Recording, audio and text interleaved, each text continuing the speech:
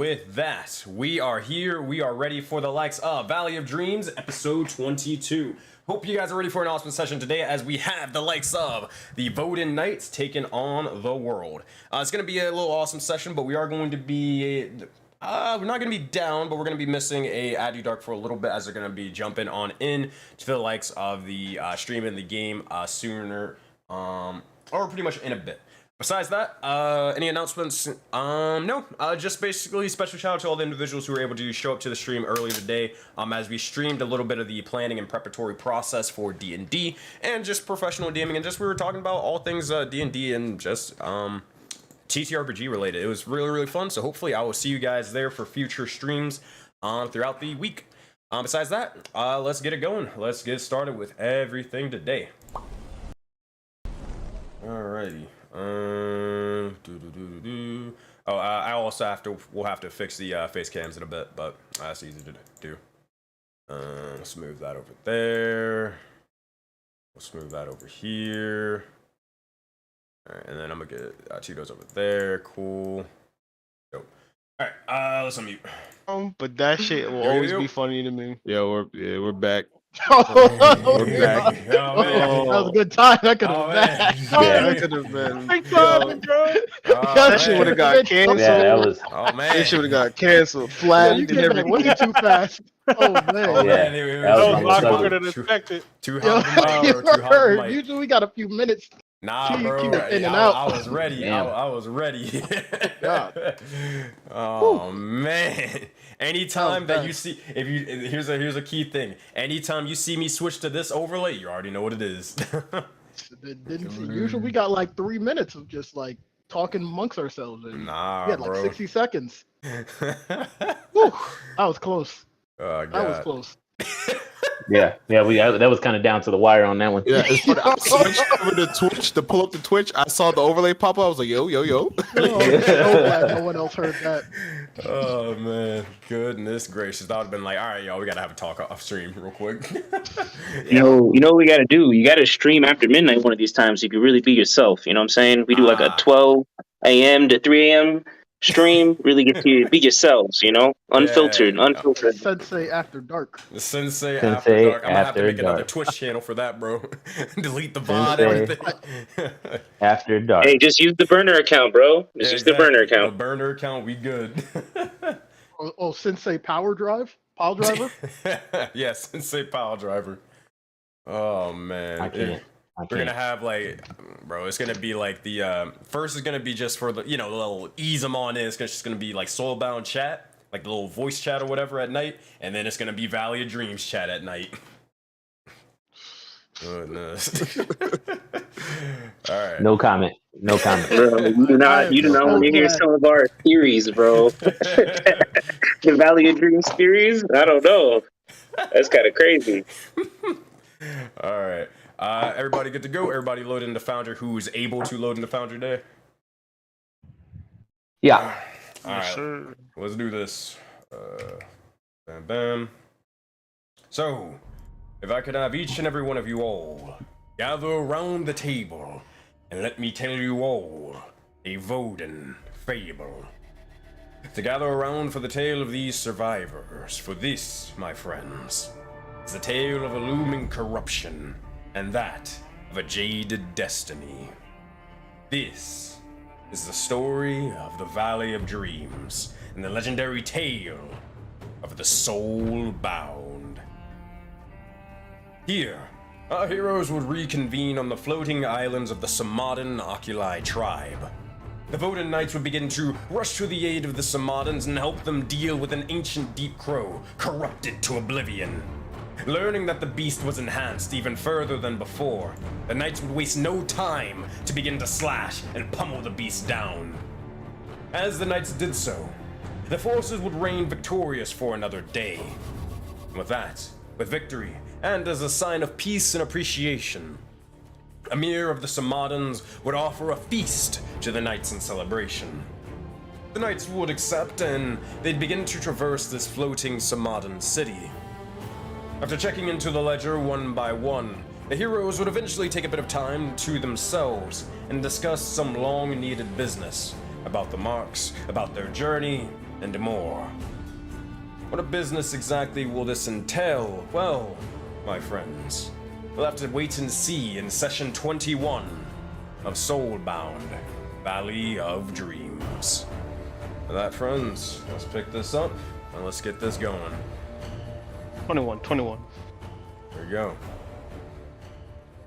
Alrighty, so the map's already loaded, but I'm gonna kick Bardbot out for a second and we're gonna bring him back in.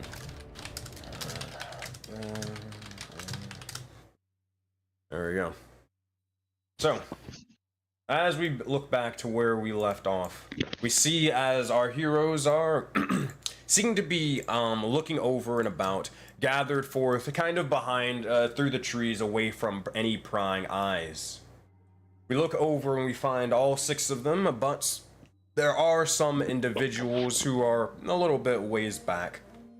Those being the NPCs such as Kaio, Kolkasha, Zoe, and even Gashir the Noxious Blade. Now you all had told the other individuals of Amir and the Samadan Inquisitor to wait for you at the entrance as you'll arrive with them shortly. As they do, you notice as they walk off further and further throughout the little, not festival, but more of the makeshift or smaller sort of trading region in this sort of land. As they do, you guys are free to talk amongst yourselves, but we wrote it down literally on this thing last week. Gore, yeah, what you doing with it? What you explaining, bro? Oh my God, there we go. So he's like, little ones, Gore's mark doesn't work this way. Phoenix has blessed him with something more. He's already seen more prey. He even saw the Flourish one before they came. And then he proceeds to tell them in stark detail everything that he saw with the mark, where he saw him, who was there, who was doing what they were doing, how they did it, and any other W I might have missed along the way. Make an intelligence check to see if you can recall all of that. Oh man. Let's see how accurate this is. Yeah, why is my do I not have control of my character? It's not letting me open the little thing. Oh, you're right. Yes, that is I need to give everybody back permissions for their characters. Sorry about that. Forgot about that thing. Also, for the people who don't pay attention when Zaman's in the RP, can you actually tell me what you want to tell the group to? Like summarize it after this roll? What you actually recall? So I can actually make note of this. Oh man. Alright, hold on. Gore, I got you. Alright, owner, save changes. Alright, you should be good. I'm giving everybody else permissions right now as well. Alright, and you say, do you want what now? That's an intelligence check. This is to see how well Gore recalls this in stark detail. Now, though he's a smarter individual, let's see exactly how smart he is to be able to recall this after battle. Bro, I can't believe this. So, 4. Alright. I can believe it. Yeah, I mean, he is the smartest character here, isn't he? He's so smart, he looks dumb to us. That's what's in how you describe him. Oh man, this is pretty accurate. But so you're able to tell him the general basic details, but you're leaving out a couple of smaller, sort of finer things. So to recap from Gore's perspective, basically Gore, the things that you recount was this, and it's a fair bit. You remember sitting on top of the House of Jaded Dragon Valley in the Mushroom Kingdom. Eventually your vision will begin to soar up towards the sky, almost gaining that of an eagle's eye vision. Upon doing so, you would look around and you'd see as a soaring sensation would begin to take you. You'd find yourself traveling to differing areas, differing lands, one of which being the lands of the snow, the Azure Taiga, your home. Here you'd see a blonde-haired individual who seems to be in battle with or alongside several other individuals. You'd see the likes of Fabio even fighting alongside them amongst these other people that you've seen in the Red Mark from time to time. They seem to be fighting the likes of the Ops or the Corruption, and they seem to be winning fairly well.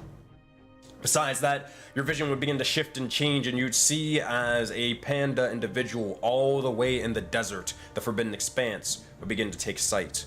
You'd see as they are missing a leg of the sorts, and they seem bloodied, wounded, and injured, but they're trekking on regardless, with a bit of a crutch amongst a little bit of a smaller troop of individuals. That said, you look over and eventually your vision would change to the likes of the kindred spirits. These individuals, or this specific individual you'd see, would be a purple-skinned Fearbog, tall as ever, standing at 8 feet tall, who seems to be in druidic wear. However, they seem to be shackled by these astral sort of chains up against a wall, and alongside them, you'd notice as a red-haired woman is there as well. It's in these astral shackles, as they are being, or they are trapped or something in this strange bone pit of skeletal corpses and more, trying to fight their way out. Regardless, you look over and your vision will begin to eventually return, and Gore, that is your basic recounting of everything. It is with a 4, but you're not able to, you know, add any other details besides really that. Copy. So he explains and he lets them know the information. And Gore says, Gore has more to hunt. Phoenix has given him this mark to hunt more, and he will try to find his next prey. Yeah, and that's what he's saying. He's cryptic with that, but yeah, he's gonna use his mark again. Got it. Are you using it right now, or are you waiting for everybody else to respond to what you saw and what you Wait, anybody say anything? So essentially, you're saying your mark allows you to see the other groups in what they're currently doing.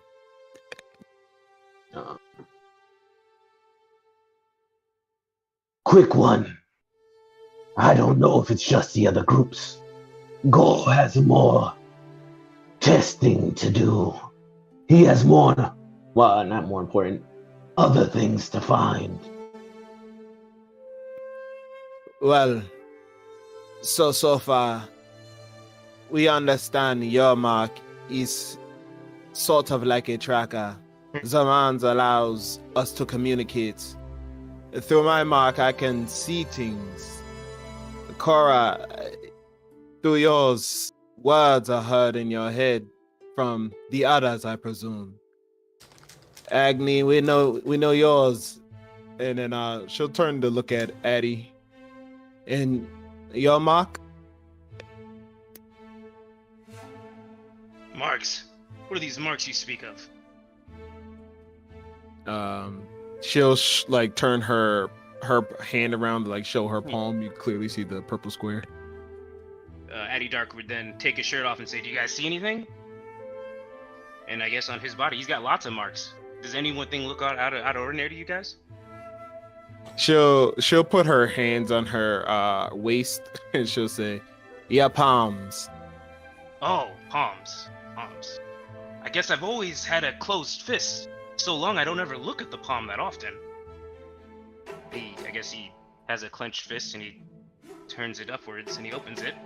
Go ahead. Yeah. No, go ahead. As I actually you don't know how to flavor what this looks like. So if you could be so kind. You'd actually notice as it's funny with the way that people call it in Soulbound chat, but it is pretty accurate. You'd look over and it seems to be a white circle with a smaller circle inside. Besides that, you'd also notice as it has a triangle, sort of a kind of like a fin amongst it.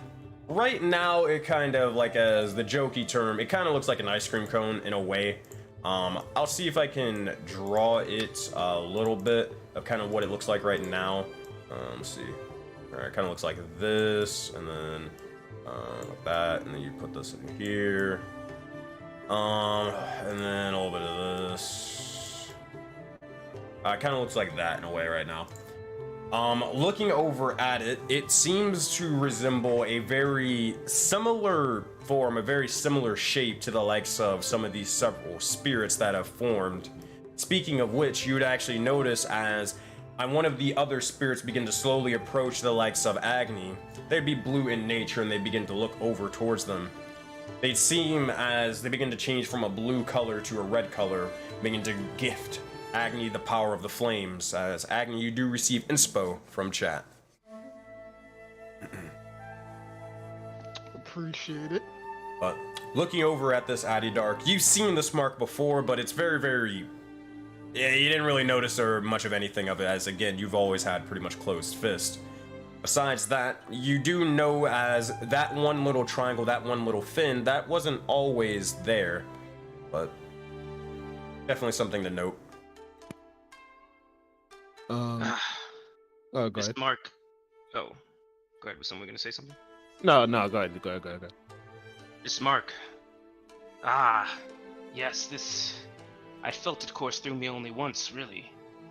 Back when you so expertly slayed that jellyfish. When I was in the woods, fighting for my life. It coursed through me with something of a heal. Something at that time I did not receive from many party members. So I'll remember that heal, because it was given to me, personally. After that day, it truly hasn't been much, but you did mention these dragon sages and such. Perhaps the one who has chosen me has somehow felt pity on me for not getting heals all these years within the group and days. Has given me the ability to heal myself solely based on that fact. She'll say, yes, I do remember the jellyfish fight, but the details are a bit fuzzy now. But essentially, you're saying that your mark can heal you. It's That good to know we seems- don't have to waste energy on healing you ever again. It seemed in a time of most desperation. Again, that battle I don't talk too much about because there wasn't many night creatures that day. I will say one I thing. don't even know what You those are were. aware of this, Addy Dark. You are aware of this. You would know as the ability to heal. You've done it before, but it is not active at this moment in time. You are not capable of healing or doing any of that sort of stuff right now. You are aware of that.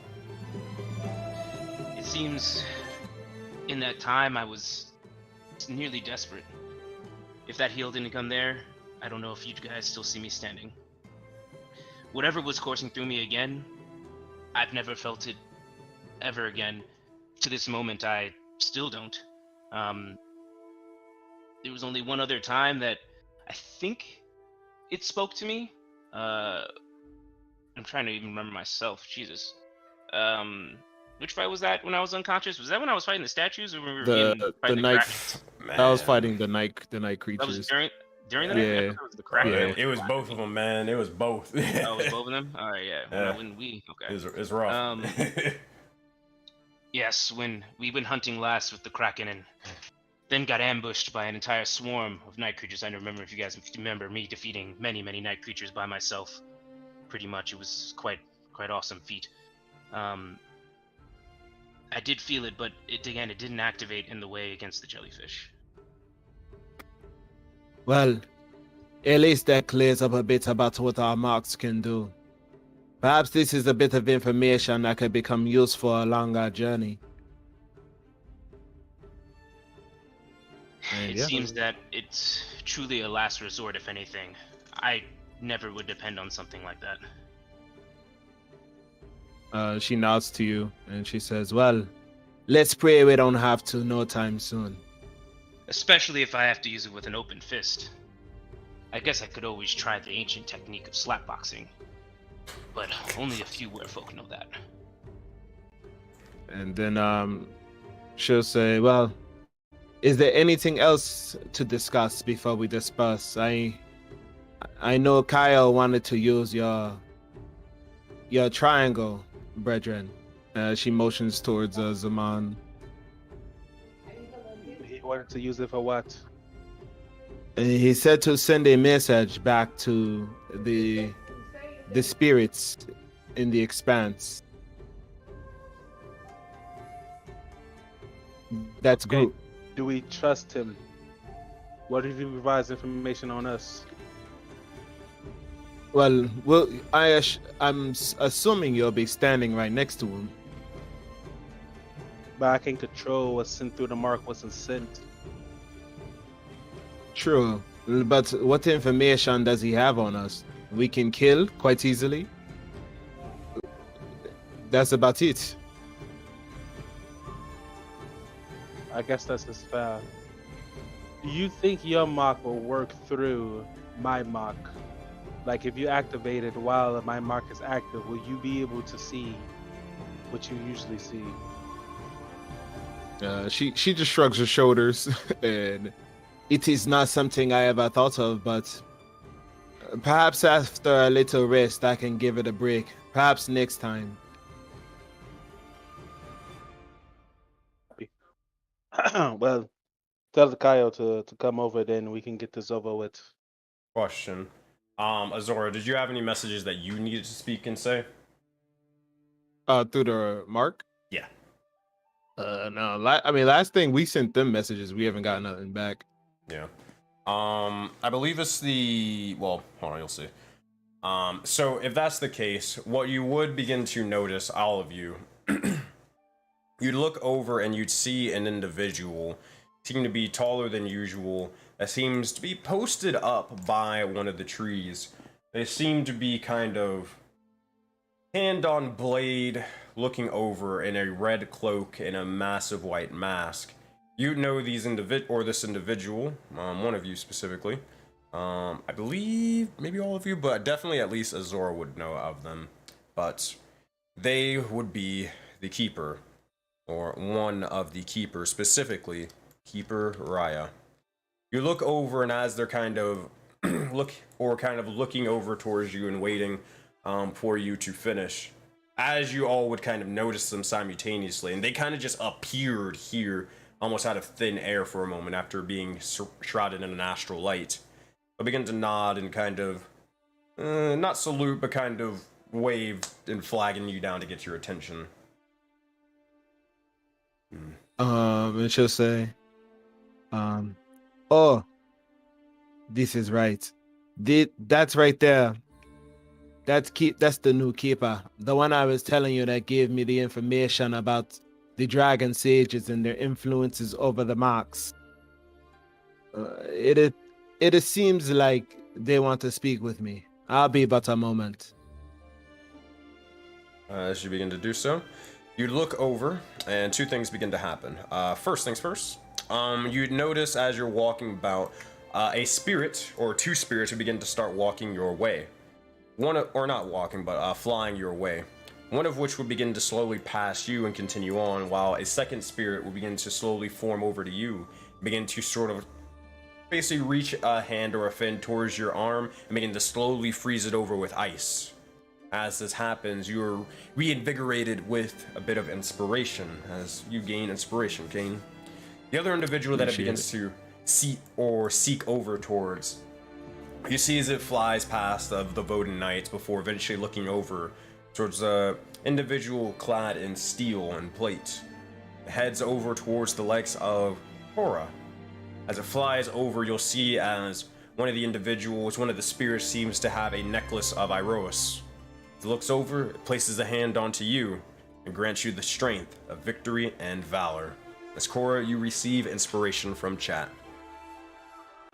Oh, thanks. Alright. As this is sort of happening, Azora, you look over to Keeper Raya, and as they look over towards you, they'll kind of nod and say, "Ah, yes. Hello, Azora. I need to speak to you for a bit." And she nods her head. To put things lightly, there is a bit of a disturbance. Now, I know that is nothing new in the likes of Voden, but this is one that you definitely would want to listen to or consider. Individuals, the soul-bound, wielders of the marks of the draconic sages, like yourselves, some of which or individuals residing in the Azure Taiga, the realm looked over by Keeper Cass specifically. They are in, to put it lightly, dire straits. Their souls have essentially not been shackled, but they've been severed from their bodies. Now,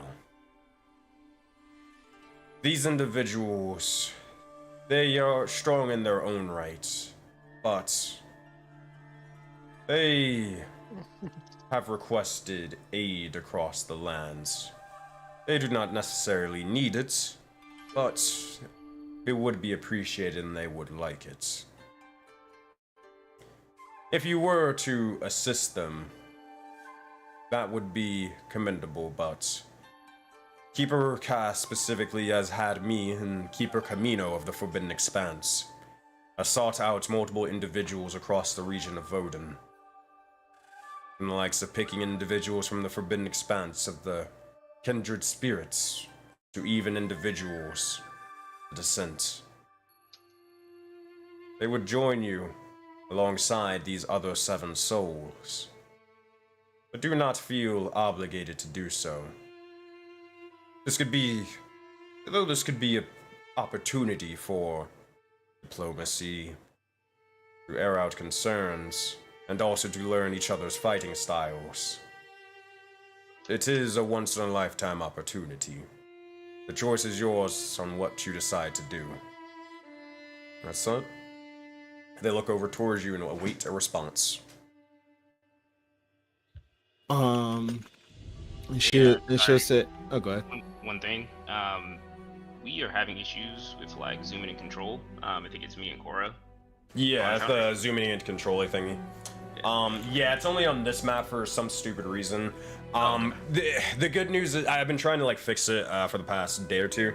So the good news is, well, the bad news is I haven't been able to figure out a way to like permanently fix it. But the good news is, I mean, mainly in this area, there's not much to really see. It's just going to be mainly you guys talking. If you really want it visual, you can't just look over on the Discord side, and you'll see like everything zoomed in and everything, like what's in focus. Cool. Thank you. Yep. All right. Azora says, so to get this straight, they are in dire need of assistance due to some unfortunate and unseen circumstances and require a bit of help from others who are marked soulbound. You'll see as he nods. She'll say, I'll come with you. Let me just inform my team before I leave.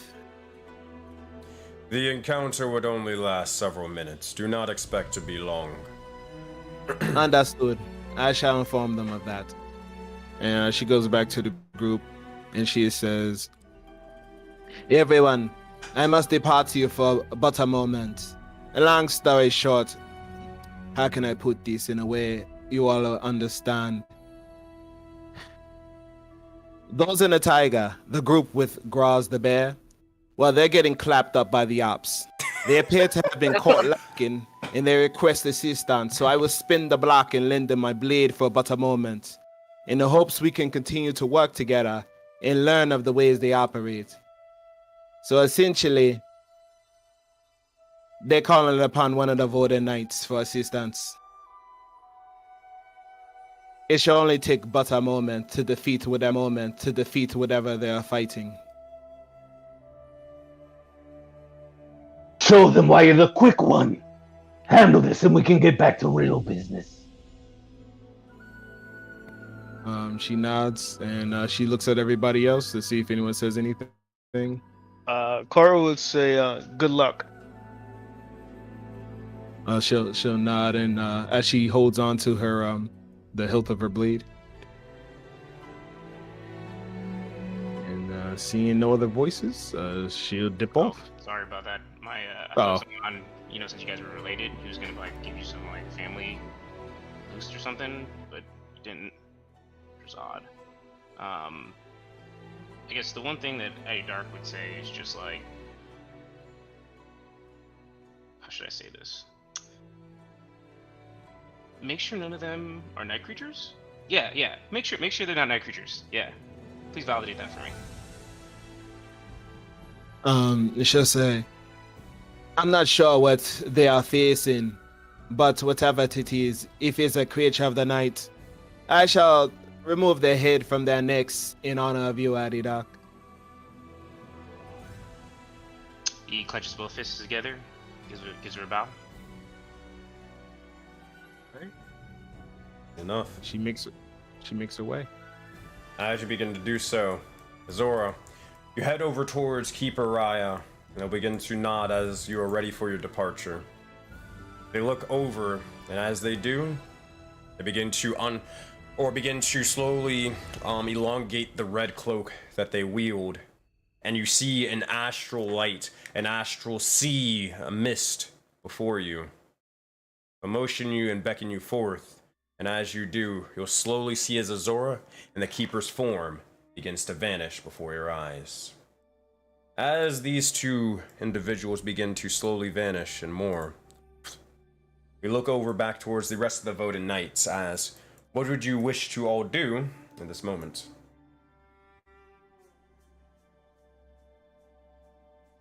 Well, that our leader's gone. Gore's gonna well, they're actually not using the mark. Yeah, Gore's gonna lay low until they get to a place that they can actually like chill out for just a moment, and he's gonna get to try to track him, but that's it. Cora's gonna make her way towards the arena.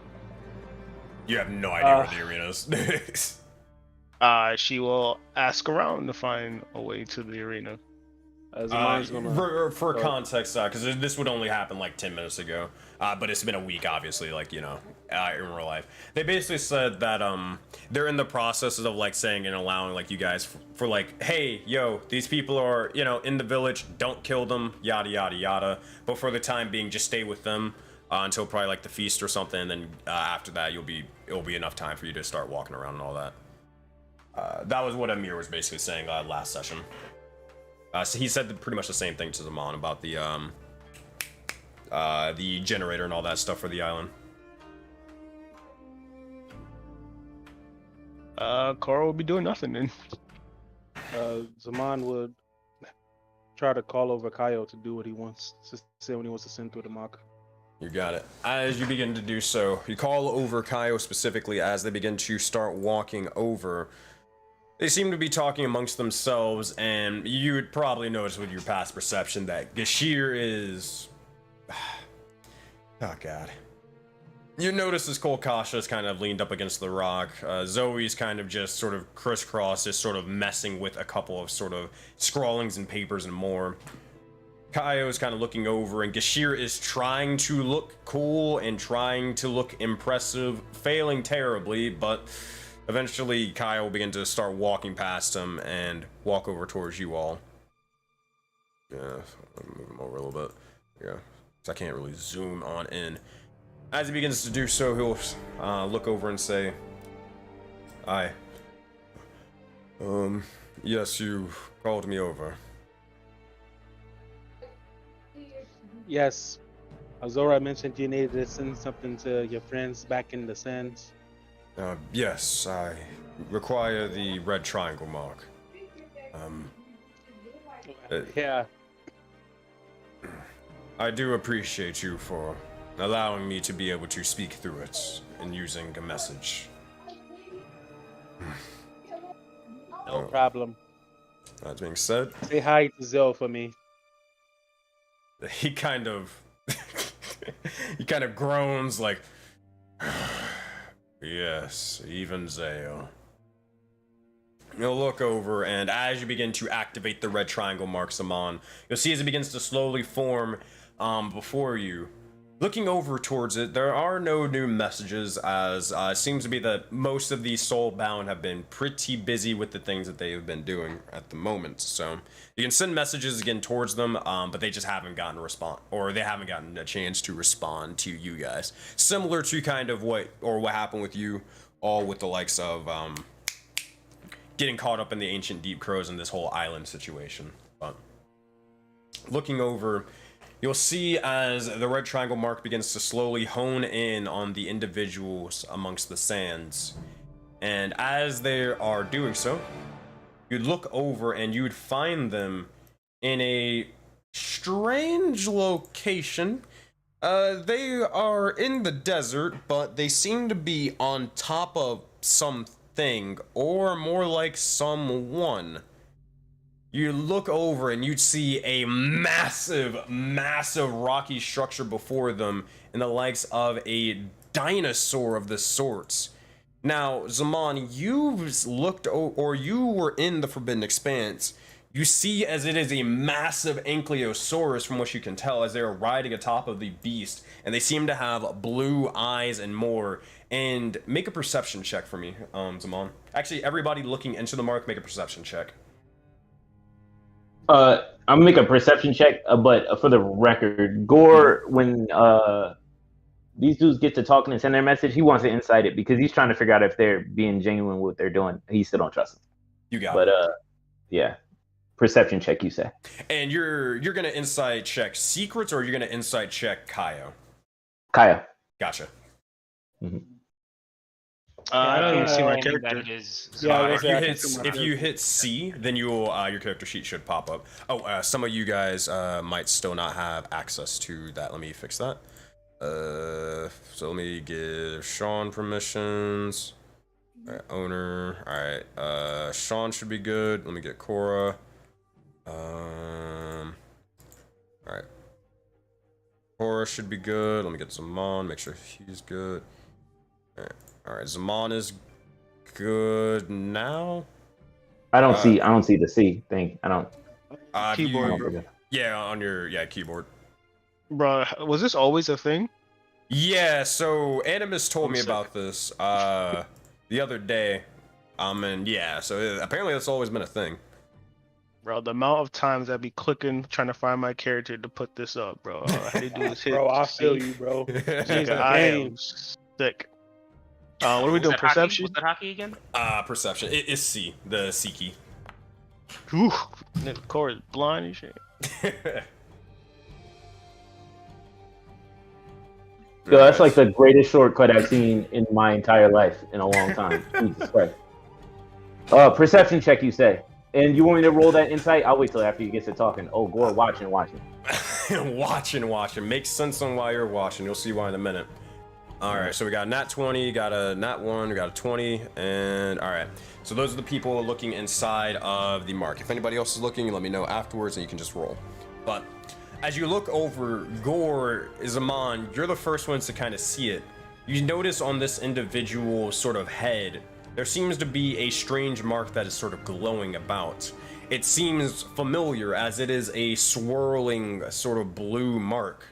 Looking over at Gore, you look towards it, you look down, you look towards it again, and you look down. This is the exact same mark that's on the palm of your hand, and it's on this beast as it's sort of glowing blue.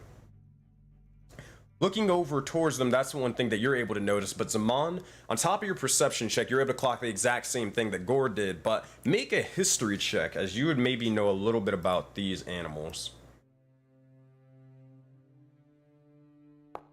12, well, that's a little bit. You would know that these are individuals known as, well, ancients. The ancients are typically referred to as dinosaurs, or not necessarily exclusive to, but enlarged beasts of the sorts that roam the Forbidden Expanse. These individuals are blessed by the likes of Karametra, the goddess of harvest, and also the individual responsible for a lot of the animalistic races like turtles, bearkin, and Hanu and more for like pretty much their sentience, their existence in the first place.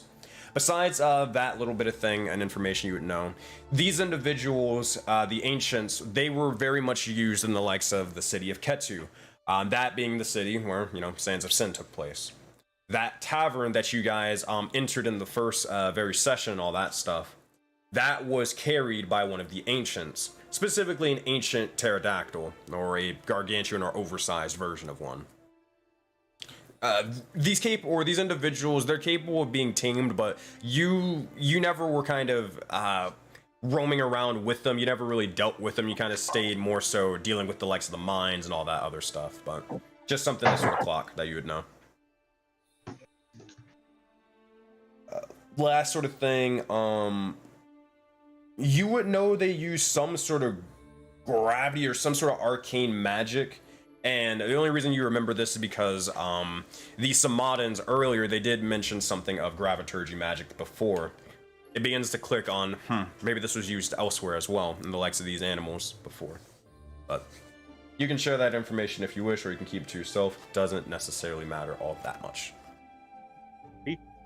Curious, the swirl, me being a druid, do I suspect that this is like druidic nature is the reason they have this world?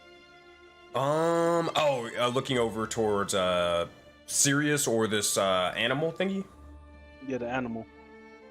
Looking at it, probably not. To be fair, you've always kind of you might have seen it in passing, but it wasn't really relevant to you. You didn't really understand it, and you just thought it was just some random cool design or something on the animals and all that stuff. So, you're not entirely sure whether it has something to do with druidic stuff or something else something else entirely. Copy. Cool. Alright. So, as this is sort of said and done, you look over and you will see actually, let me mark this down. I get to do a message. You'll see as Kaya will look over towards them, and he'll be confused, but will eventually say,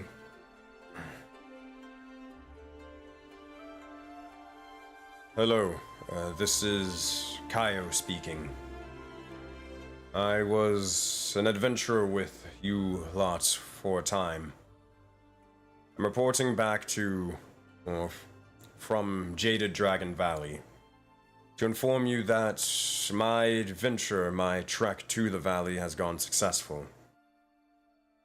Right now, as mentioned before, I am at the Samadan Oculi tribe and village. I will see if I can grant you passage, as I've mentioned before, but things have, to say the least, things are a bit eerie. It seems to be that many signs of battle have been shown, even in the headquarters of the Oculi tribe. It's possible it was done by the Yasudans, but I am not entirely sure. Besides that, hopefully I'll be able to send you more information as I learn it, but for now, I wish you well, and farewell on your travels." With that, you'll see as he'll kind of look over and nod towards you, Zaman. Copy. Zaman close the mark. As he begins to do so, Gore, you can make your insight check. Thank you, sir. God damn, bro. Oh man, nat 20 and then a nat 1. Like I said, he's so smart, bro. It's looking stupid to us, bro. Stupid to us. Oh man. Alright, hold on. I'm gonna activate this. Hopefully that fixes. Hopefully it's still. Yo, son, I'm telling him proficiencies today. This shit is wild, bro. Rolling straight critical fails. Proficiency doesn't mean you got plus 12, bro. Yo, bro. It just means I should roll decent. That was awful, boy.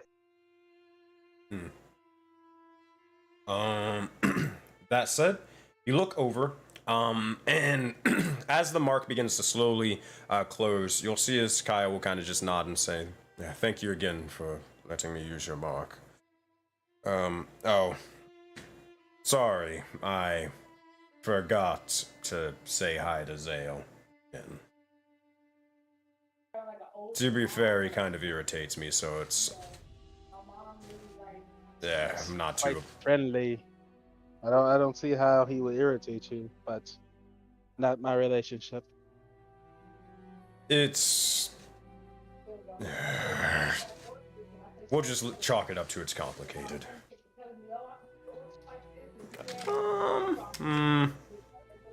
I'm thinking if he'd say this or not. Why are you thinking that insight? Can you tell me what that insight fail made me think? Yeah, hold on one second. Would he, because based off of what Ilva said and how they kind of were, I don't think it matters to them. I think and Kyle would probably realize Zale probably doesn't care in the least bit, so I think he would say it. But that insight check, Gore, man, you haven't really seen this individual really truly in action. You've seen him fight a little bit, but you haven't really been around him long enough to get a good grasp on who he is and whether something would be off or whether something would be normal for him.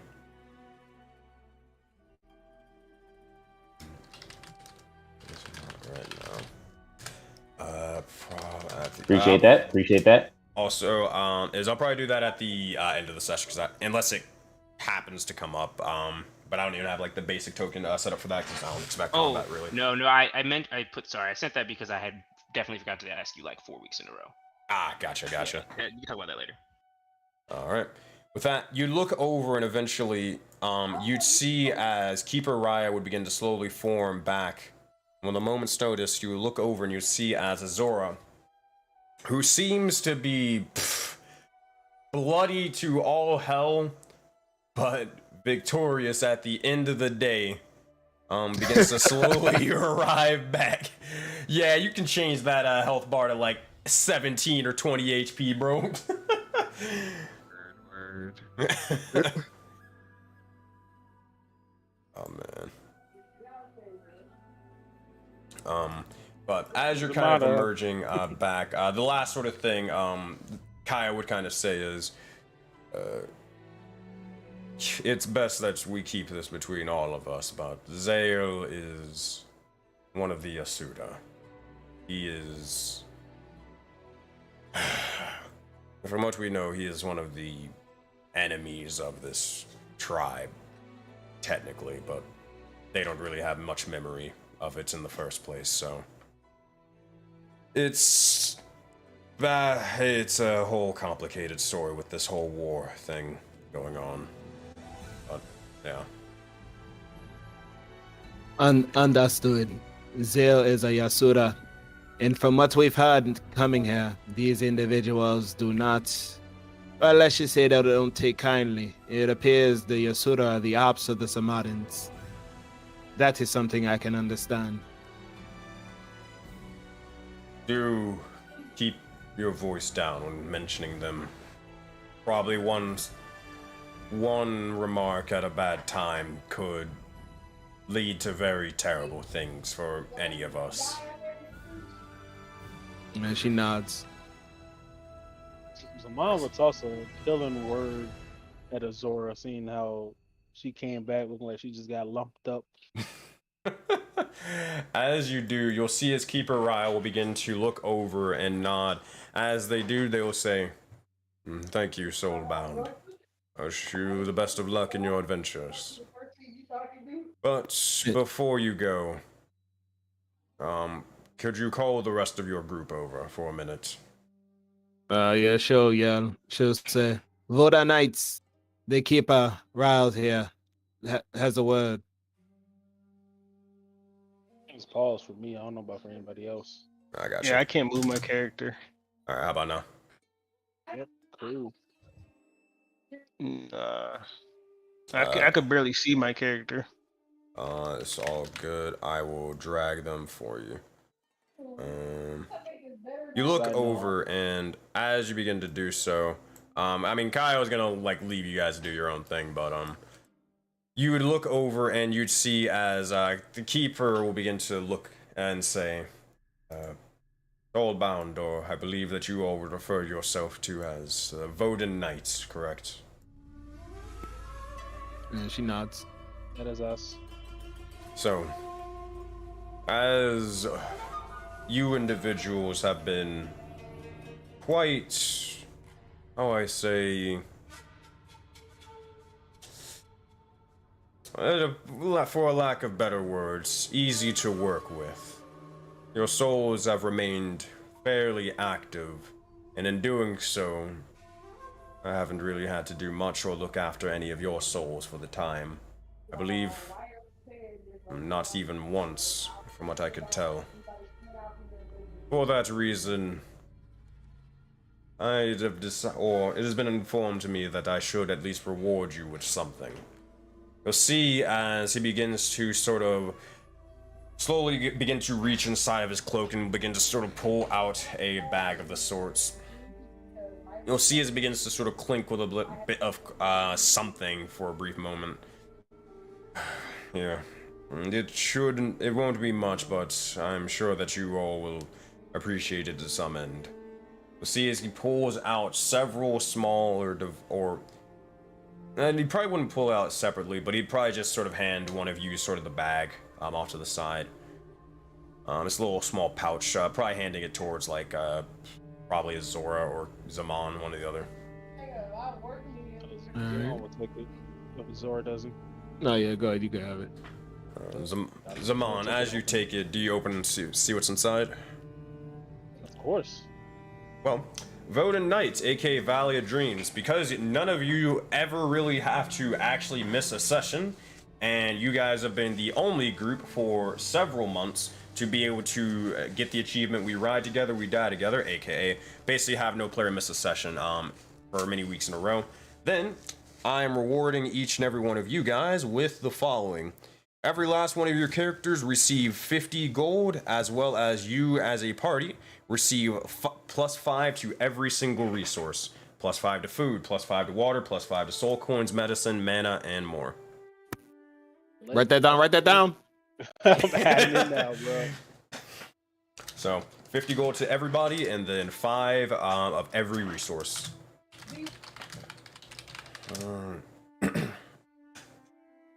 With that, you'll see as the individual will look over and they say, I hope that you remain as active as before.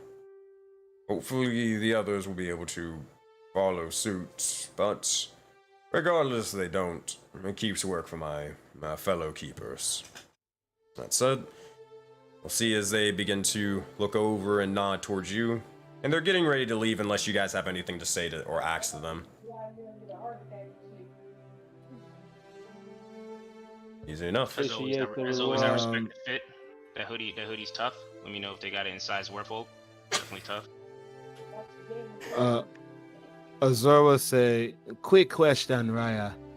You come and collect all those who are marked, right? Yes. Well, for you and your kin. I was just recently informed that there is another mark, an orange diamond. Have you ever seen anyone with that mark in this area? Your domain.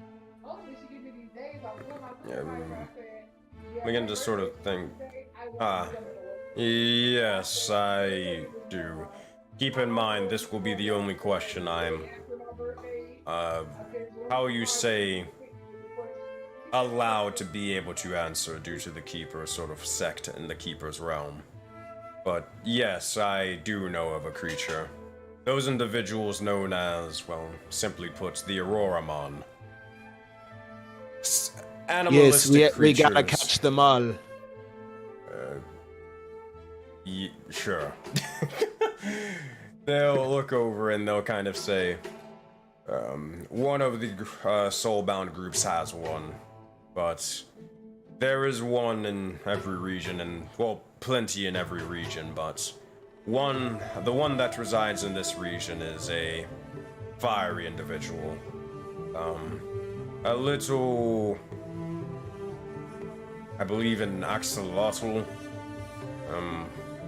I could mark down where they are, but if you really seek to find them, but they seem to be aimlessly traveling the lands right now.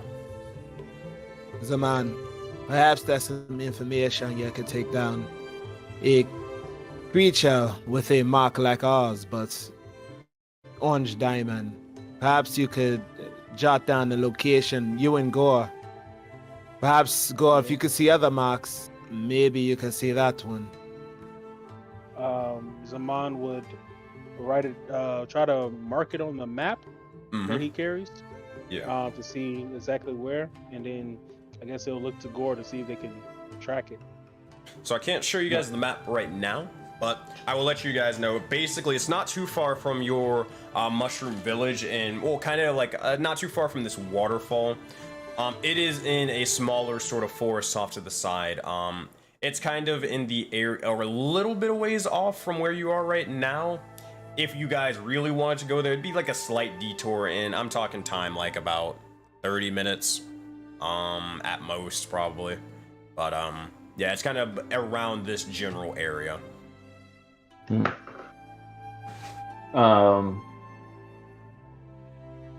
Gore would make note of it and be like, Gore has much hunting to do. We have lots of prey to find. Quick one, I'll do this for you. And yeah, again, whenever Gore gets time, he's about to be marking away. Okay. She said, well, Hipparaya, if any of these other groups ever need our assistance again, feel free to reach out to me.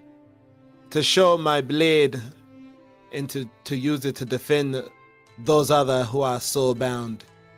Well, I assume it is what I trained for. To say the least, before I go, the Keepers are considering a possibility, but we are determining the likes of the fallout, or the potential fallout of what could occur. I'm talking a way for whenever souls are inactive, for any soulbound specifically, to be able to take their place for a time. For example, you all know of Zale. Say if Zale's soul became inactive for a time, the kindred spirits would need a replacement. The Keepers would begin to mention of this, and maybe one of you or any of the other soulbound could take their place for a time. It is a possibility. All good. It is a possibility, but there are tensions, to say the least, among some other groups. And we want to make sure you don't kill each other in the process upon arriving. I'll keep you informed. And with Understood. We'll keep our lookout for those such opportunities. And with that, you'll see as the Keeper will begin to look over and they will begin to nod towards you all.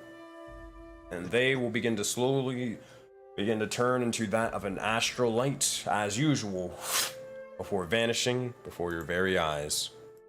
That, my friends, the Keeper is gone, and you guys are free to do as you wish. Azora would turn around and she'll say, Those 7 souls, they got themselves killed. Well, more so, they got their souls separated from their physical bodies by someone they call the Astral Gunslinger of the Eclipse. Not sure who that is, but everybody. Korra, Gore, Zaman, Agni, even you, Azora, make a history check. Azora, you can't make a history check, sorry. Yeah, I'm about to say, bro, like... we heard about this. History checking, or is this from... We heard about this guy in Sense, right? Sounds familiar. You have, but half of y'all are amnesiacs now. Yeah, I remember this guy.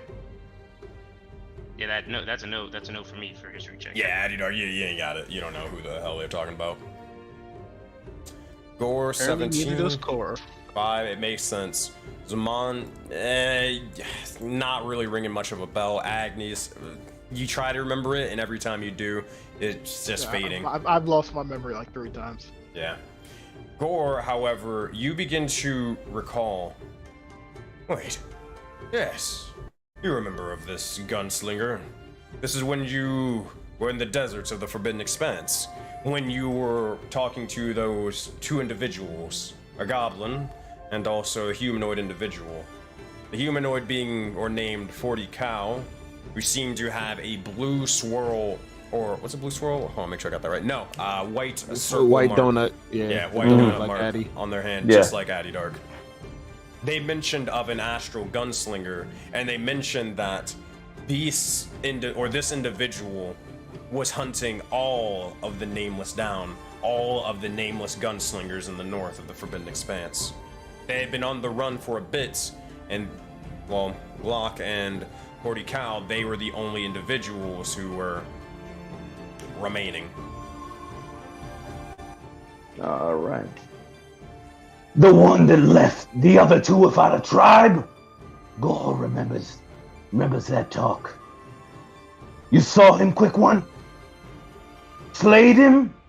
No, that is not who we're fighting. We are fighting something yelling about Leonios. It was some big machine type thing. I believe a rook. Oh, I just got flashbacks. Rooks, no.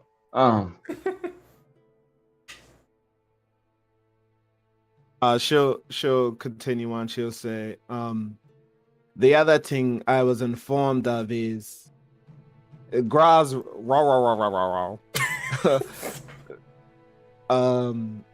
the one from the tiger.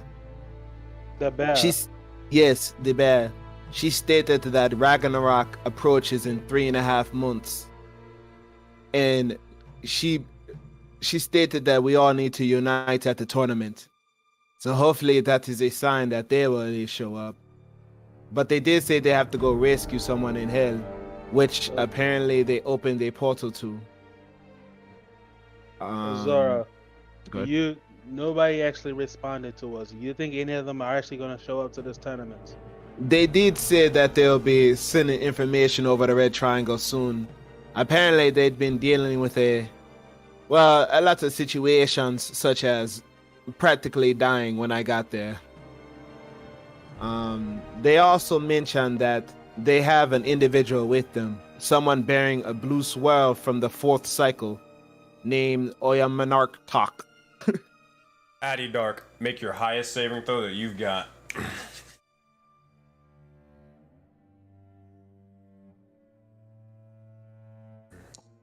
$23, my boy. Addy Dark, as you begin to hear the name of Oyamanartak, immediately a flood of memories begin to slowly start pouring through. You see as visions shifting and changing in nature begin to form. Oyamanartak, who is that? Who is that? You begin to look over and you see a tribe. Not necessarily of the werewolves or the fire tribe, but you'd see individuals, a sister clan, a sister tribe of werefolk, specifically individuals of the werebears. You see, and as you begin to think back towards this individual, Oyamanartak, they were one of the most powerful and the most fearsome warriors amongst this tribe. One regarded almost as legend amongst the general populace, not necessarily amongst your tribes. Just, you would probably hear as just maybe throughout, like walking about in a sort of random area, anybody who wasn't familiar with your kind, they'd be like, oh, don't kind of go traveling in the likes of the snow for too long or without anybody there, or Oyamanartak's going to get you, and they probably will kill you. But you know this to not be necessarily the case, as you find yourself talking with them, talking with other werebears alongside other werefolk. You knew this individual, you knew this woman. You wonder exactly what she's doing with a mark that you definitely don't remember her having. This whole mark business, it wasn't really, how you say, relevant to you until only a couple, well, I guess now, about a year ago, in Voden. So, that said, Addy Dark, you have all that information. Out of curiosity, sorry, what was the setup again there with Mr. or Mrs. Oman? You can just dub their name as OYA. That's what they typically go by. OYA. Yeah. Oya. Okay. All right. Oya. Wait, sorry. So what was that? Can you give me that runway again of how that name was appeared in this conversation? Gotcha. Basically, that's what Kane was mentioning. Kane or Azora mentioned that this individual bared the likes of a blue swirl, a draconic sage mark, similar to the likes of Gore. Yeah, and they're with the. Was that? No, they're with that group now. They're with the Seven Souls now. Okay. And yeah, so she'll continue to say, yes, Oya Minartak travels with them now. And Graz also told me that she traveled with Hannibal and someone named Rikal. And they knew someone named Draxel who... No, I didn't say that. So they knew someone named Draxel. I'm not sure if they were all on the same team together in the previous cycle like we are now, but apparently they had some type of relation. And then she'll say to Gore, oh, by the way, the glittery one, that Fabio, he was there as well, and he made sure to tell me to let you know that to send Fabio's and Ambrosie's love to you, Goa. Gore would look. He would smirk at that. Yes, yes. There are many to please. And she'll say, go ahead. No, go ahead. Zaman said, Azara, would you able to ask them if they knew of Philo or Mal who was looking for Lika? She'll say, no, I did not remember to do so. However, speaking of individuals being looked for, I spoke to Sirius, the one in the desert with the other spirits, the Kindred, I believe they said the name was Kindred Spirits. I spoke to them in regards to Phoebe, and they stated that they will speak to their companions regarding a more friendlier position towards us and to better understand our perspectives and what we must do here in this land.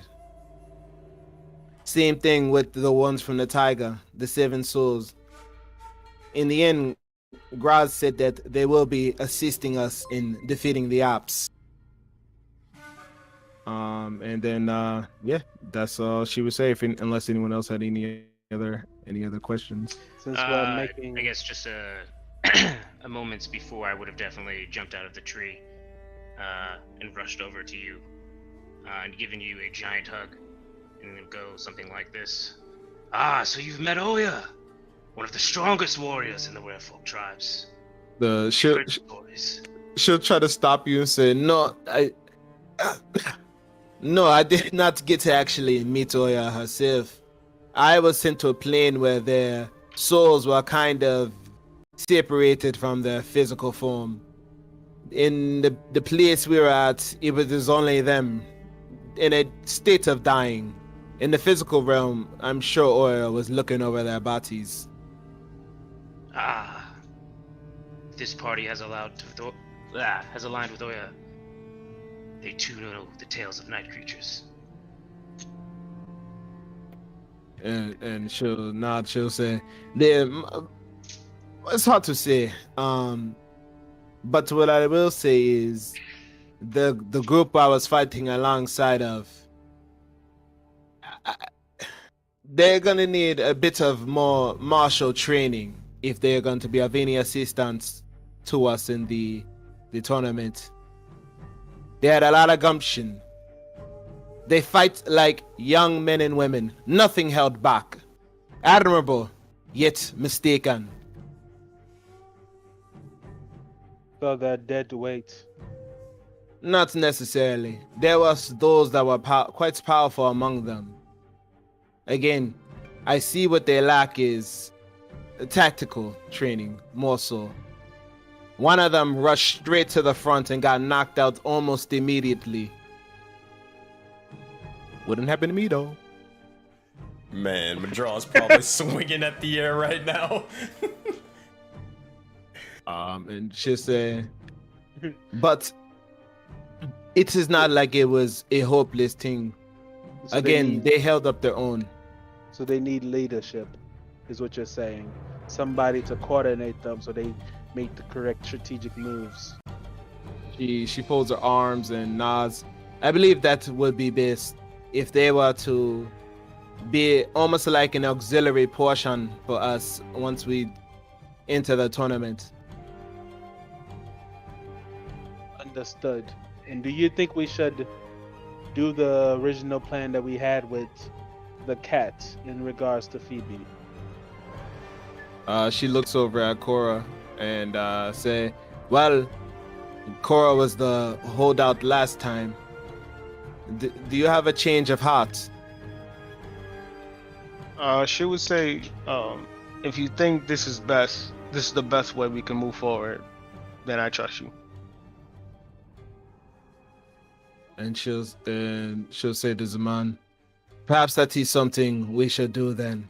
But according to Goa, it would sound like they're in some type of situation currently. So perhaps that's something we could do upon the next dawn. For my, awareness and / ADD, I guess, what was that thing with you guys were planning to do?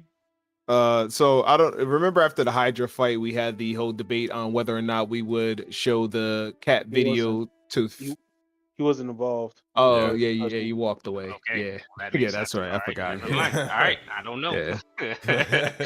First time you ever hearing this. All right, I do not know. Okay, I know RP that. Thank you. And she'll say, well, maybe now, unless there's any other questions, we could take the time to get a real look and survey of this place. And she'll say, Cora, perhaps me and you could go find a place to train for a bit. And she'll look at Addie. Perhaps you can take a share with you. We don't want him bumbling around and causing a diplomatic situation. Or spilling secrets. Yes, that one likes to brag. That's very true. Gashir sneezes.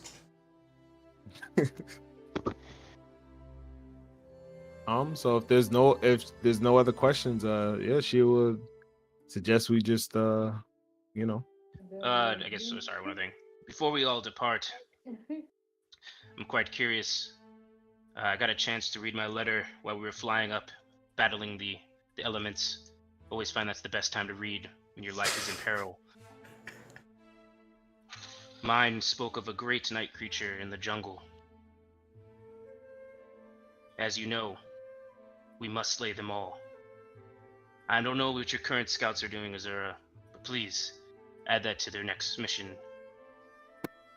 Yes, I already had sent Inaki and Vast out to scout where the spider folk are at the station, where the Zhao Dynasty outpost is stationed.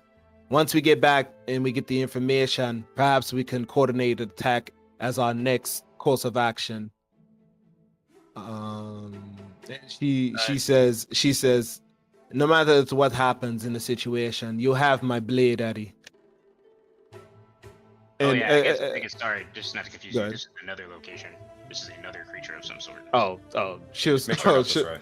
Make sure I got this right. From Adidar. So are you basically saying that, hey, those individuals, those scouts that Azora has, could you send them out to try to slay that powerful night creature, or are you saying for them to get information? Intel. Gotcha. Okay. Yeah. Oh, okay. So just scratch all that, and she'll say, yes. Upon our return, if you have any idea of the location, I'll send Inaki and Vast out again to acquire.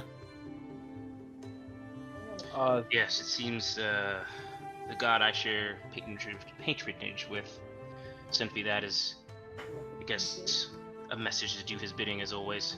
Similar to, I guess, Gore's zealot lifestyle. I'm just not as, how should I say, following the gods blindlessly. Yes. On that note, I also received a message. It's regarding the Okeyama and the Sukeyama. They said the war is coming and it's coming soon, and either we pick a side or we get caught in the crossfires. This is the war between the angels and the devils. She'll look at Agni. Are you aware of anything like that? This war between those two groups?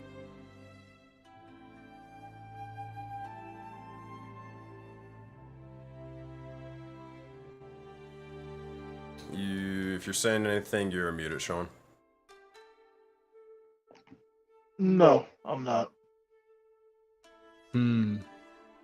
Well, it's. I would be hard pressed to pick a side, and she'll say that is something we might as well delegate to Agni to choose. I know nothing about those two groups.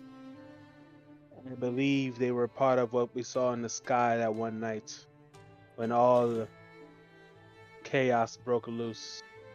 I would say this. Gore, Korra. Oh, wow, she remembers that. Yeah, Gore and Korra.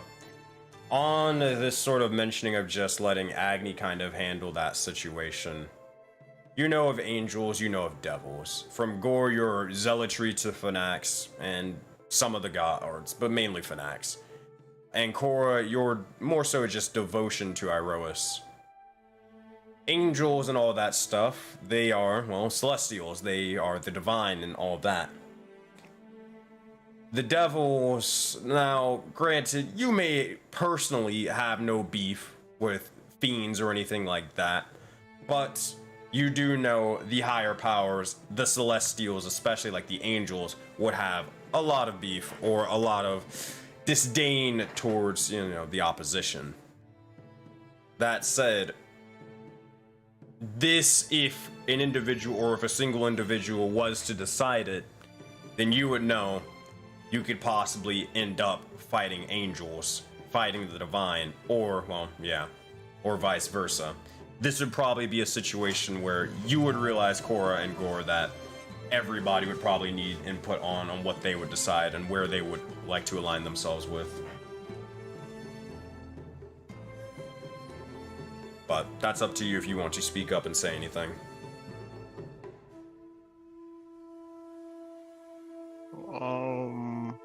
Gore would be like, That's a finicky bunch. Actually, there was one other thing for you, Gore.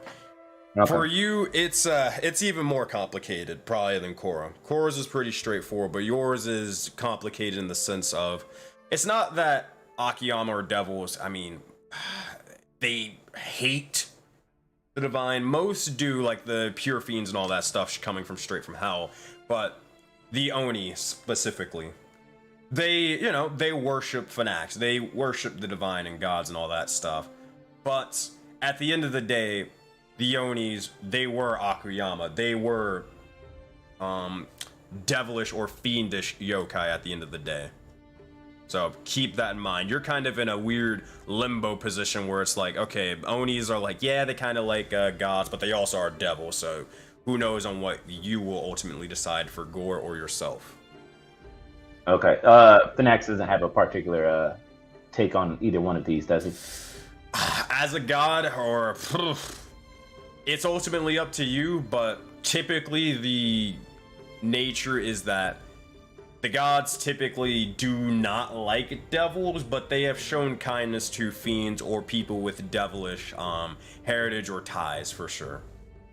Are there any other gods that show that same type of favor to any favor to demons or devils?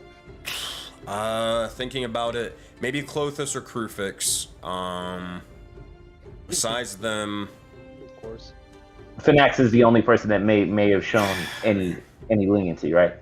yeah, between those, it All would right, that's probably what be I know. those three. Probably more Clothis or Krufix than any other god. To be fair.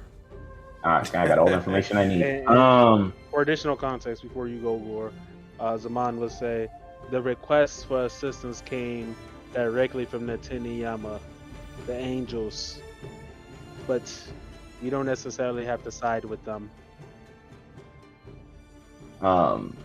So Gore would be like, Petty squabbles. God knows. Phoenix was the only one to bless or show favor to my folk. And for that, Gore will put his blade where Phoenix wants. He's gonna leave it cryptic like that, but yeah. Okay. Gore, did I answer the question? That was totally and utterly the point. I mean, Yes. you want to say it or should I say it? Okay, seriously. It's Sarah, but Okay. Azura said, "Well, perhaps that's a decision we make as a group once we get back to the war room." Oh, I think Koro was also going to say something earlier, unless I'm Oh. crazy. Okay. No, you can go ahead. All right. And then she'll say, "Well, Agni, if it's all right with you, like we stated earlier, I'll stick with Cora, and perhaps we'll go find a place to train together."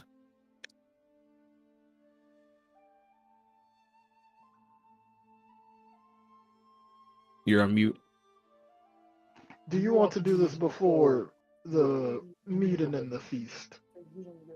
Well, they said it may take some time. I mean, we can ask for them to bring one of their servants or something to come get us once it's ready. Sure thing.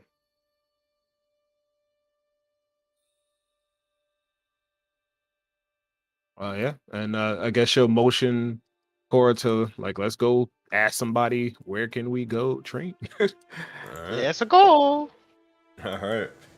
So as you begin to do so, you kind of look over and you do see the other NPCs just kind of Kyle's kind of just waiting for you guys to finish your conversation. He probably have been like, all right, they're talking or whatever. I'm going back over here. They're kind of just all waiting to see what you guys are kind of waiting for, what you're doing.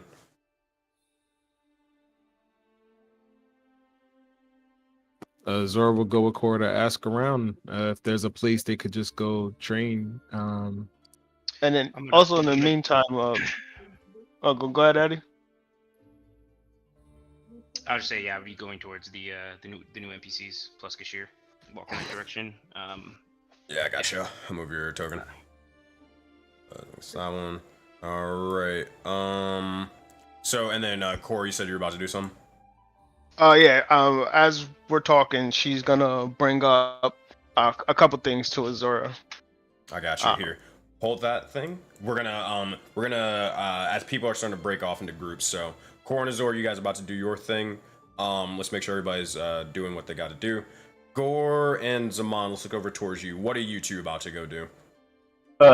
Gora's following whoever was given the hospitality and leading us to wherever we were gonna be. Even if it's we're settling down a room, whatever we're going, just Gotcha. where we're taking a moment at. Okay. So you're heading back over with Amir and the Inquisitor. Zaman, where are you going, or what are you doing? Zaman is going to go to where you can learn about the harnessing the purple lightning.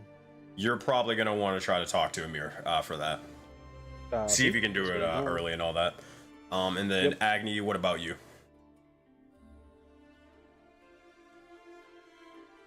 Muted again. You're muted. Agni's gonna. He wants to call Gary to send a letter. Got it. All right, so you're calling Gary, Zaman and Gore getting ready to head over towards Amir. Cora and Azor are getting ready to go try to find and ask around for this thing. And Addy Dark is getting ready to head over towards the NPCs. Let's go Addy Dark. Let's go Cora and Azora. Then we'll go to Agni, and then we're gonna wrap up with Zaman and Gore. Sound good? In reality, I'm just grabbing Gashir to then go talk to the Inquisitor. All right. Yeah. Well, I think we're all about to go to the same spot, except for Agni. Yeah, I'm just grabbing Gashir. That's Yeah, she was gonna just ask. Azora was just gonna ask them, yo, is there a place we could go? Gotcha. All right.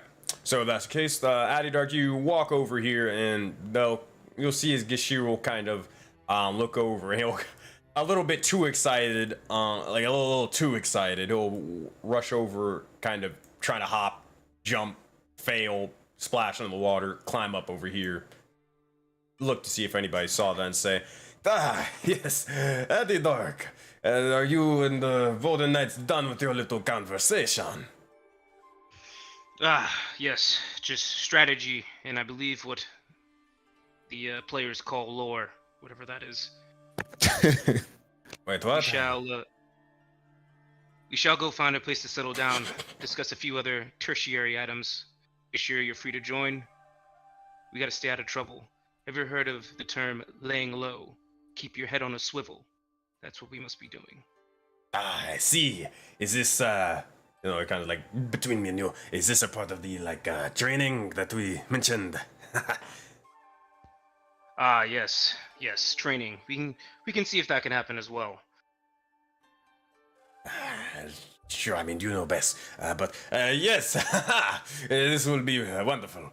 Where do we go again? You look over, see the others kind of moving forth, and kind of like, I got it.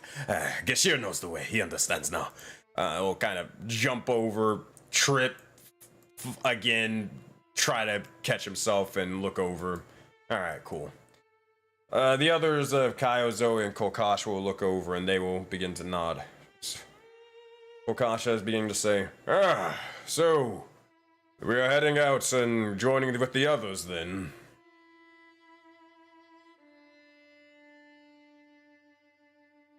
Looking towards Adidart. Was he talking to me? Yeah, like looking over towards you, yeah.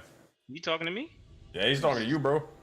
This is the first time we ever even conversated. Who said that? Blue Air. Do as you wish. We are going to settle down and perhaps do some training. Very well, I see. Alright, that said, between all of you guys begin to gather yourselves and begin to head up over towards the area. Azora and Korra, we look over towards you and what are you saying and doing on the way there? So Korra will start with she'll tell Azora so last week, well not last, but we talked earlier about having a festival back when we get home. I'm curious about your thoughts on that still. Yes. It would appear as though, at least according to the reports from my team, that the people, they need a bit of something to get their minds off of the fact that we look like warmongers. It isn't ideal, but happy populace, happy city. As of right now, I'm just thinking maybe we could do something that perhaps attribute to your god, Iroas, the one of victory. Perhaps maybe even a tournament or something. I think that's a good idea. Especially how we turn that city or town into what it is today. I think we should celebrate not just our work, but also what the mushroom folk did. Yes. Perhaps we could even do something along the lines of she laughs herself and she says, imagine we extended an invitation to the Zhao dynasty to send a couple of their warriors, and Denise and Martin's a couple of theirs, and then a couple of us, and just have a friendly tournament. It'd be a good way to test out their strength at the same time appeasing the populace. Do you think the peace is still there? She shrugs her shoulders and she says, well, if anything, it'll be broken soon enough once we make our attack on the outpost. So perhaps at least we could do this one last gesture to get an idea of the capabilities before we make ours. I like that. Speaking of tournament and training, do you still train some of the mushroom folk? Let me start over. Do you still have a hand in the training with some of the mushroom folk back at camp? Yes. So far, I've taken a liking to 4 specific ones. I named them the Yurikage. They are my eyes and ears when I am not around.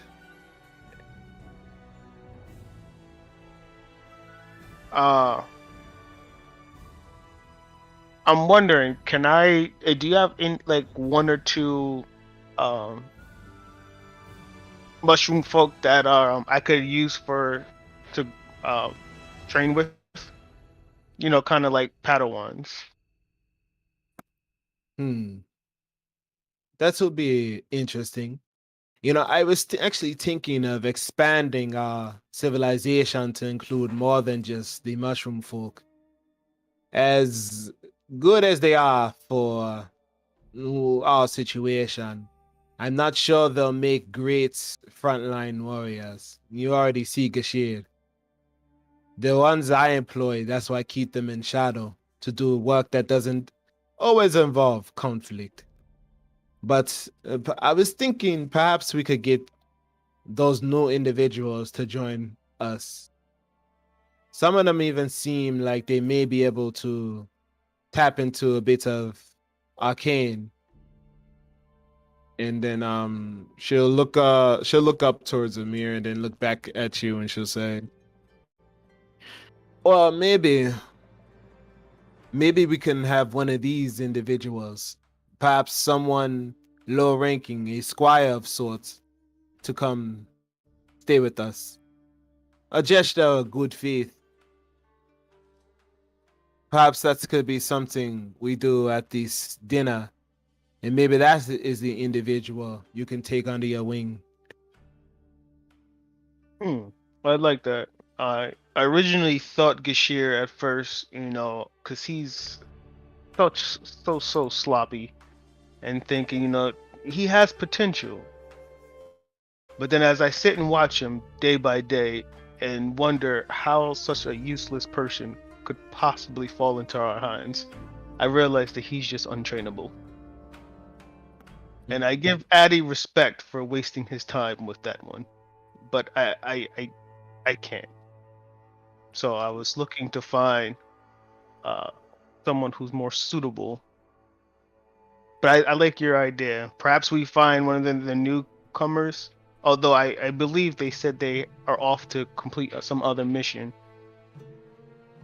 Well, we'll see. And like I said, we can always ask to have one of these like Samadans. I'm sure they have young warriors who are yet green still that we can take for diplomatic purposes.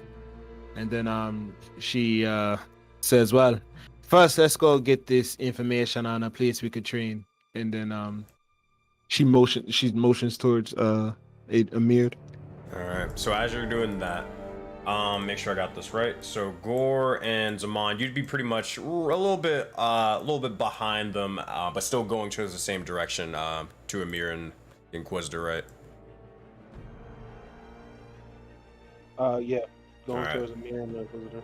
So you're gonna be kind of a little bit over there. We're gonna see if you guys are talking about anything. We're gonna come back to that in just a minute, but the others are gonna be following after you. Agni, you're gonna be kind of doing this right beforehand, or kind of while they're doing this. But you are summoning forth Gary, correct? Oh, yeah. All right. As you do, you kind of yell out towards his name to get his attention, and eventually you'd look over and you'd see as the male spirit will begin to slowly form or in front of you, as their form begins to slowly apparate and appear. And we'll see as they begin to sort of tip their hat and say, hey Agni, how's it going? I'm not too busy, not too many trades sort of happening right now, so what do you need? The next time you appear, do not forget, you will refer to me as War Chief Agni. I do not like you. However, we do have business to discuss. I'd like to send a letter. Yeah, okay, fine, War Chief Acne. They'll look over, towards you and they'll kind of groan, but they'll begin to open up their bag. Alright, so, what exactly did you have in mind? So, out of character, I have to finish typing it up. It's like halfway done. I'm just going to like DM it to you. It's the thing that the one person mentioned, right? It's that and something else. There's two things. Alrighty. Easy enough. Are you sending it right now, or are you gonna send it later? I'm sending it right now, and I will just DM you the actual letter, Okay. and everything. Easy enough. So, let me know when that is sent. I'll make sure I got this right in the meantime.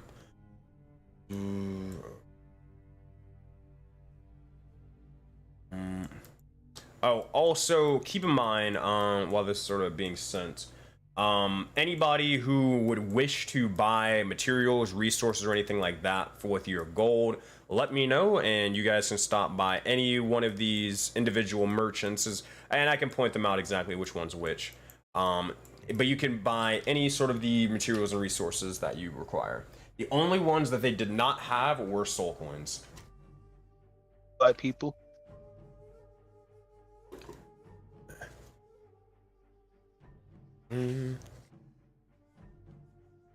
It's not. Wait, say that one more time? No. I say, can we buy people?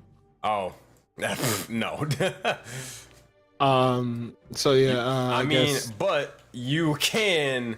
There ain't nothing stopping you from being able to, you know, talk a couple to these Samadans and be like, hey, yo, got a place as well. Maybe you should be there instead. You can straight up just poach people and try to have them join your civilization instead of this one. But you're gonna need some convincing to do that. So. Word. I'm quite an evangelist. I can really get the people going. No, I definitely think that's a good idea.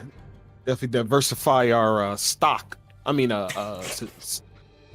civilians. Oh my god. No, it's diversity. Diversity inclusion, man. Come on. Oh man. Yeah, that D&I. Yeah, D&I, bro. But yeah. So yeah, Zora was just asking me if there's a place that her and Cora could go to just train for a bit before preparations of the meal is done. Looking over towards them. 1 second. I got you. Let me make sure I got this right.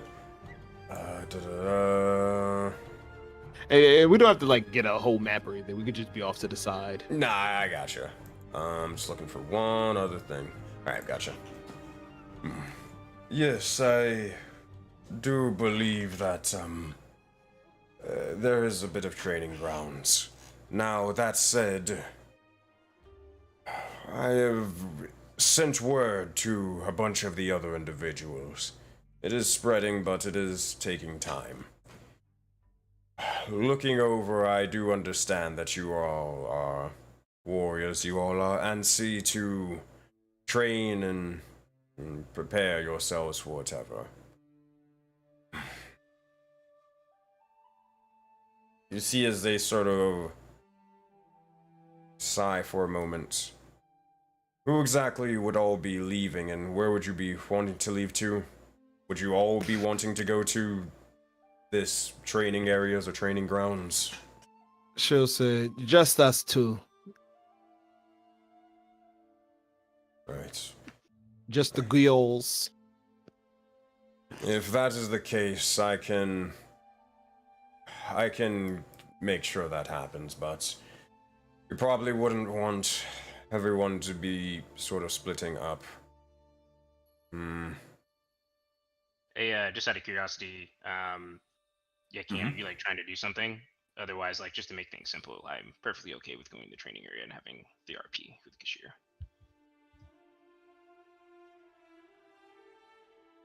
Dane? Oh, I mean, yeah. I mean, I don't know how big the place is, but so long as they're at an earshot, it's cool. Out of game, it'll be big enough. Yeah, so yeah, it's cool. All right. So, as that's sort of said, then you basically saying like, okay, these individuals will also sort of join. They will begin. Amir will look over and say, "Fine, I can assign a couple of. Here, I'll tell you what. I'll do this. I need to stop by the Plateau of Prospering anyways. Give me just but a moment to explain a couple of things to the others, and I will accompany you and show you. I'll gather a couple of people." She'll nod. She'll say, "We'll wait at the edge of the bridge. Let us know when you're ready to depart." They'll nod and begin to start conversing with the Inquisitor and beginning to walk inside for a bit, conveying a little bit of information. Before they do so, Zaman and Gore, you guys were kind of heading up over towards this sort of area. Was there anything specific you two were talking about on the way there, or nah, just pretty much wait until you get there and then do what you gotta do? Zaman would say, Goa, you serve a god, so are you going to align with the Celestials, the Teniyama in this war? That's just how you're gonna ask that question? Bro, you just yeah. Bro, you didn't answer it. I don't know. I mean, cool. Greedy one, do you not know that my people came from the demons? Finax was the only one that showed us mercy. So while I align with a god, he aligned with my true. people. I do gotta say that. Gordon, no, that's not actually true. Come on, bro. That's That's not the way it is. That's not from saving the people. That's not a way to receive it. Yes, but it's more so y'all didn't come from demons. Y'all were turned into demons by Heliod. That's what it was. You guys were just orcs, like just straight up regular green orcs, and then you got turned into demons and devils and all that stuff. Okay, so I got it flipped backwards. Yeah. Okay, that changes. I don't know if I misinterpreted. That's my demons fault. or devils, Key, because he's saying demons, and Zaman's gonna be like, well, it's devils and like, so I need, is it demons or devils? It would be devils. All right, cool. All right, Devils. cool. Let me just readjust that. Now you're seeing the issue here. Yeah. I see it. It's a little bit in between. So Gore, I'm gonna have to leave it cryptic as fuck. Gore will serve whoever Finax feels fit. He's not gonna give you a straight answer, bro. So Yeah, he ain't gonna do shit. I was gonna give you a very straight answer, but the way that lore was a little bit off. Yeah, I gotta give you cryptic, bro. Zaman's gonna say, well, Goa, you know this party is very devilish in nature. So I'm assuming that we're more than likely gonna align with the devils. But I guess we shall see. Finax hasn't put Gore anywhere for no reason. If it's to side with the devils, it's his will. He put me with you, greedy one. And the big one. Quick one, all of you, for a reason. This is Finax's path for sure. Gore will do what is right. Well, let's all hope, for all of our sake, Finax is also on the side of the devils. Because if it becomes between what FedEx orders you to do and the Voden Knights, your loyalty is obviously to Finax. Greedy one. And Gore's going to look at you, and for a second, Gore's probably going to look the most clear, concise, very focused, and very he almost looked like he's looking at you with like, Gore doesn't look as nutty as Gore looks. And he's gonna look at you dead in your eyes and say, greedy one. That may be one of those greedy things you keep to yourself. And he goes back to just going about his way. Zaman will keep walking forward. As you do, you eventually arrive with the likes of Korra and Azora, and looking over, you could easily sort of talk to Amir if you wish.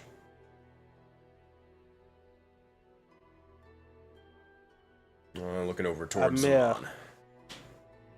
Amir, you mentioned you had people working to control this purple lightning who may need assistance. Can you guide me to where I can find them?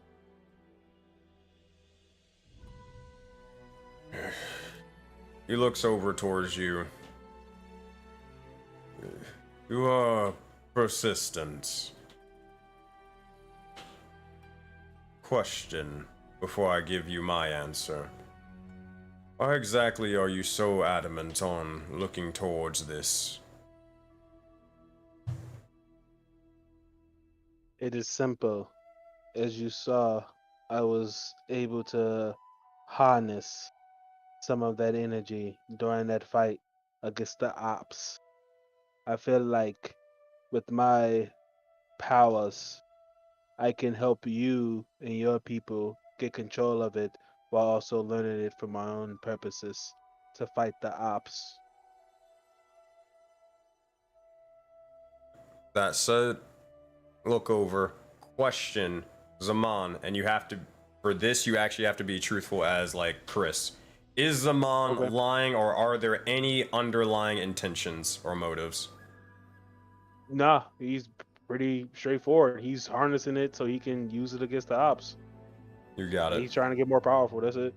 Straight up. You'll look over and you'll see as, with your passive insight and perception, the individual over here, the owl, is with the individual with an owl mask is looking directly over towards you, not really moving a muscle. They're almost like analyzing you and everything that you're doing, how you're moving, how you're presenting yourself, what you're saying, all of that stuff. You'll see as Amir will look over towards the individual before they'll begin to nod. And then Amir will look over towards you, Zaman, and say, "Fine, very well. However, my associate here will be looking after you and accompanying you on this sort of venture. They will also be able to show you exactly where it would be."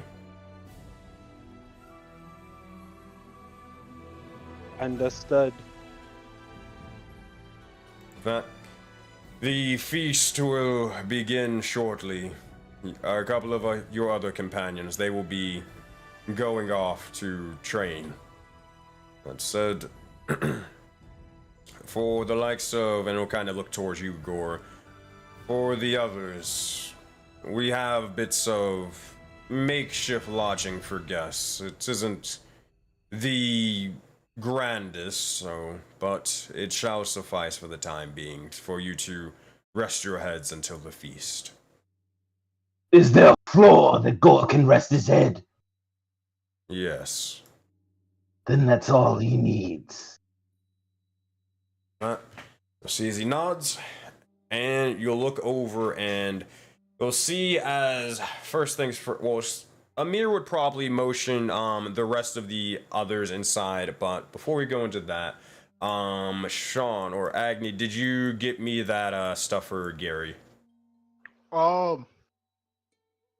Yes, I can do you need me to send it to you right now? I kind of want to just do some spell checking, but I have. Nah, I mean, you're fine. You don't have to worry about it right now. As long as it's like, okay, you send whatever Gary needs to know, then we're all good.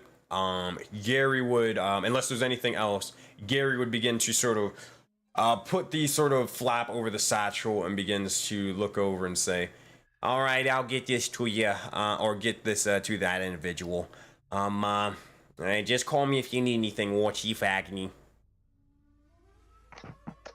Thank you. Keep up the good work, Gary.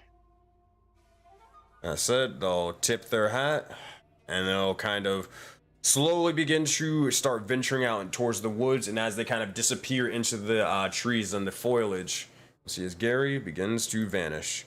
Agni, that said, do you join the others? Yeah, he would head over. Alright. Yeah, I'm gonna drag your token all the way over there. Too far. Gotcha. Alright, so, for the sake of brevity, as you guys begin to do so, you'll look over and eventually, some of you, not all of you, I gotta adjust this map as not all of you guys are gonna be going inside here. Actually, I'll keep your guys' tokens here, but, just so you can actually, like, see stuff going on. But, for the rest of you, you're not gonna be here. Alright, so, looking over, this should work, hopefully I can actually see stuff on my end. I do not, that's fine. Give me 2 seconds. You about to be training on a dinner table? No. Y'all ain't here. Y'all are not here. What type of... Bro, that's that Cobra Kai season 3. Straight up. Hold on, maybe this will work. I wonder. There we go. Cool. This is about to be a man. This is crazy. Yeah, this table looks like some red wedding shit. I don't think we should be negotiating here, bro. So most of y'all ain't here, but those who are, you'll see as Amir will begin to look over, and they will begin to. Oh wait, hold on. I need to be on this side. But they'll look over and kind of appoint you to your designated rooms before saying, "This is where the feast will occur and more. We will make sure to set up specific seating arrangements and more. So if you do have any preferences, be sure to let any of the assistants or know. That being said, for the rest of you, follow me and I can escort you to this location." We'll see as they begin to start marching forth, and as they do so, they will open up this door. Make sure I got this right. Oh, yeah, it's open. For some reason, my screen is black. Got you. Is anybody else's screen black? Make sure I got it. Alright, let me bring you back in. Alright, how about now? Still black. Still black, you got it. Man, I guess I don't need to see. I can always just look on Twitch. Hold on. Let me make sure I got this right. Was owner really? Oh wait, vision. Yep, I figured it out. Alright, how about now? Okay. Yeah, there you go. It's good now? Yeah, we're good. Perfect. It was because your token just didn't have any vision and all that for whatever reason. So, as this is sort of happening, he'll motion over for the likes of Agni, Gore, and all that sort of stuff to kind of come through. And as he's kind of doing so, I'm gonna just drag your tokens and all that sort of stuff. Everybody else is going out, but you'll see as he begins to look over and begins to open a couple of the doors, and we'll say, "This should be your room, War Chief Agni. You can place your things wherever you wish, and do as you please." He'll look over towards the room towards the south and begins to open it up, and you'll begin to look over and say, "This should be a room for you. I believe Gore of the Meadows, right?" Correct. And yep. That's it. As he sort of motions for you guys to do as you do, you guys can step on in and work on whatever you wish and need. Now, question, is there anything that Gore or Agni are going to be doing or working on or even talking about between one another while the other rest of the individuals are gone? I don't think so. I mean, it's up to Agni. About how long would it be until the feast or the meeting? Probably an hour and a half at most. No, I mean I guess he'd spend his time studying blacksmithing in his room. You got it. That's really about it. Question, do you have any blacksmithing tools on your person? Yeah. Are they like very much visible? Probably, because Agni doesn't really have a bag. One thing, Amir would mention one sort of thing, being able to clock with the oculi eye. So before he goes, I will pull back. He'll look over and kind of notice on your form. War Chief He'd Agni. probably see me. Okay. He'd probably see me like putting them down in the room as I walked in. Yeah. War Chief Agni, I do have a question. You have smithing tools. Are you a blacksmith of some sorts? I don't really know. As I mentioned before, memory's foggy at best. I woke up with these tools. Safe to say at some point, I was good at them. I know some basics, but nothing to call myself a blacksmith. I see. It would be something to possibly look into in the future. Though they are no master blacksmith, there is, or we do possess one in the likes of this city. They're one of the few individuals who actually aren't Samadan or Noculi. Perhaps you could venture off to the shopping district and you could find them. Ragnar is their name. They are dragonborn. Seems to be a good use of time. I'll look into that. Thank you. You kind of nod. That said, that's the only thing they would need to mention, but they will look over and continue on doing what they do. Alright. Eventually, as Amir will begin to walk out, for the sake of brevity, they will begin to start motioning forth and start walking with a couple of the troops. They'll just grab a couple of random sort of soldiers and walk with them, so they're not, because they wouldn't have the Inquisitor with them at all times. You do notice that Amir doesn't necessarily like having to have multiple individuals around them or be surrounded by guards, but they know their position, they know their power in the sense of what it means to have it, and if they were to perish or be killed, well, it wouldn't be good. So they do realize it's a necessity rather than a want. But as they have a couple of the individual guards accompanying them, eventually you would all begin, or some of you begin to walk over towards the Plateau of Prospering. With that, let me change maps over towards that. Give me 1 second, let me adjust some tokens. Alright, so you all are here, and they are here as well. Let me go grab this. Let me go grab this. Alright, so looking over towards the Plateau of Prospering, you'd see as this individual land itself, you would be traveling upwards for a decent amount of time. Traveling up several hundred sort of stair steps from what you could imagine or what it feels like.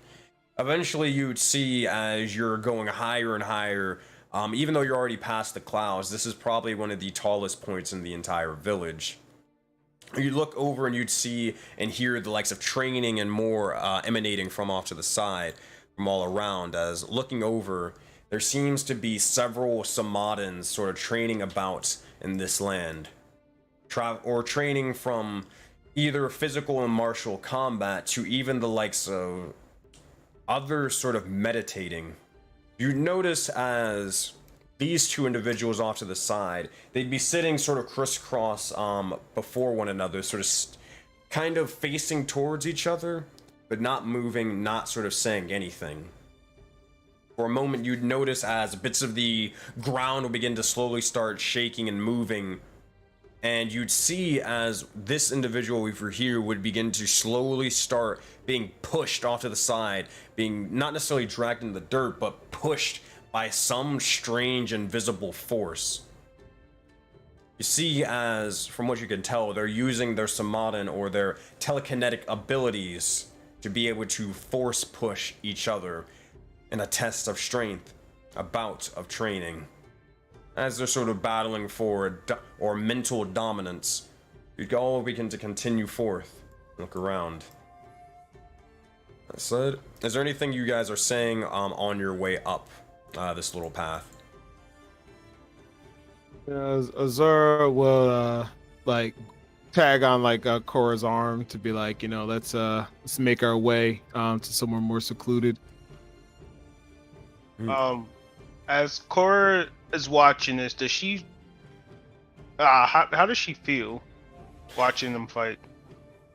You look over and you had this strange sort of feeling, especially like here of all places. This all looks familiar. It seems different, not exact, but for some reason you feel like you've not necessarily been here, but you've done something or some exercises before. You remember what the students used to do, their way of training, their way of practice. having sort of mental battles as they sit next to one another, as they would fight necessarily in their minds.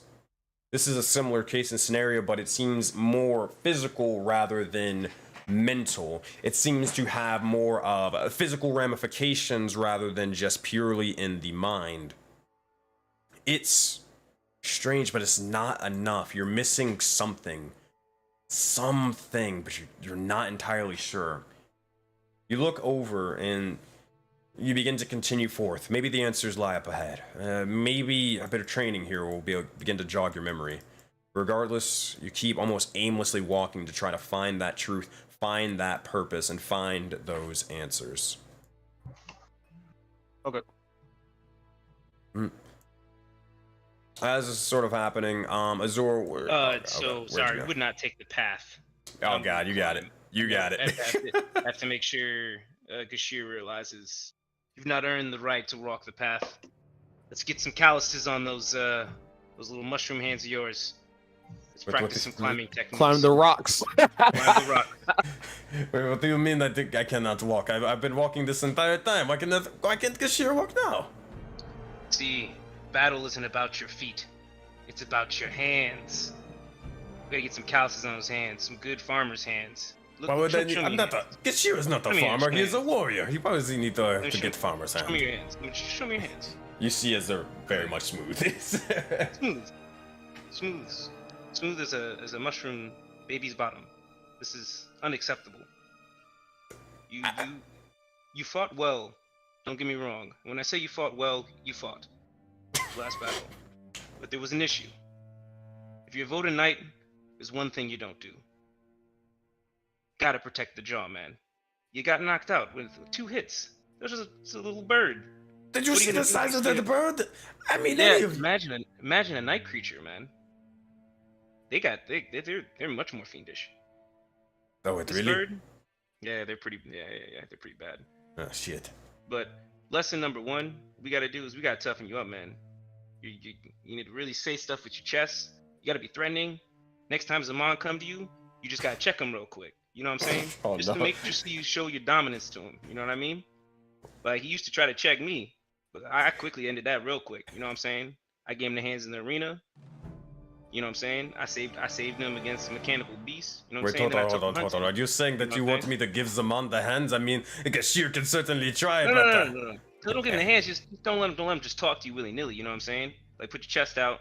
Just make sure he knows you're the alpha. You know what I'm saying? God. No beta soy boys up in here. You know what I'm saying? I think I get you. I get you. Yeah, it's Toughness comes in he two sort of ways. starts sticking his chest out for a little bit. A mental game and a physical game. You know what I'm saying? We'll get to the spiritual stuff later, but it's really a mental. Wait, the spiritual stuff as well. Wait, what? This is so much I didn't know. Mind, body, and soul. Thank goodness that's how we're gonna train you, man. We're gonna get you in the octagon soon enough. Don't you worry. Thank goodness for that I had you as my teacher. Now, he sort of like sticks his chest out and he looks over towards the rock wall and points. Ha! You, rock wall, today you will fall by the hands of Gashir. And he is going to, oh boy, he's gonna walk up.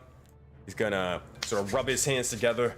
No more farmer's hands. No more farmer's hands. And he sort of jumps. He leaps. He's gonna make an athletics check. All right. Not a bad jump.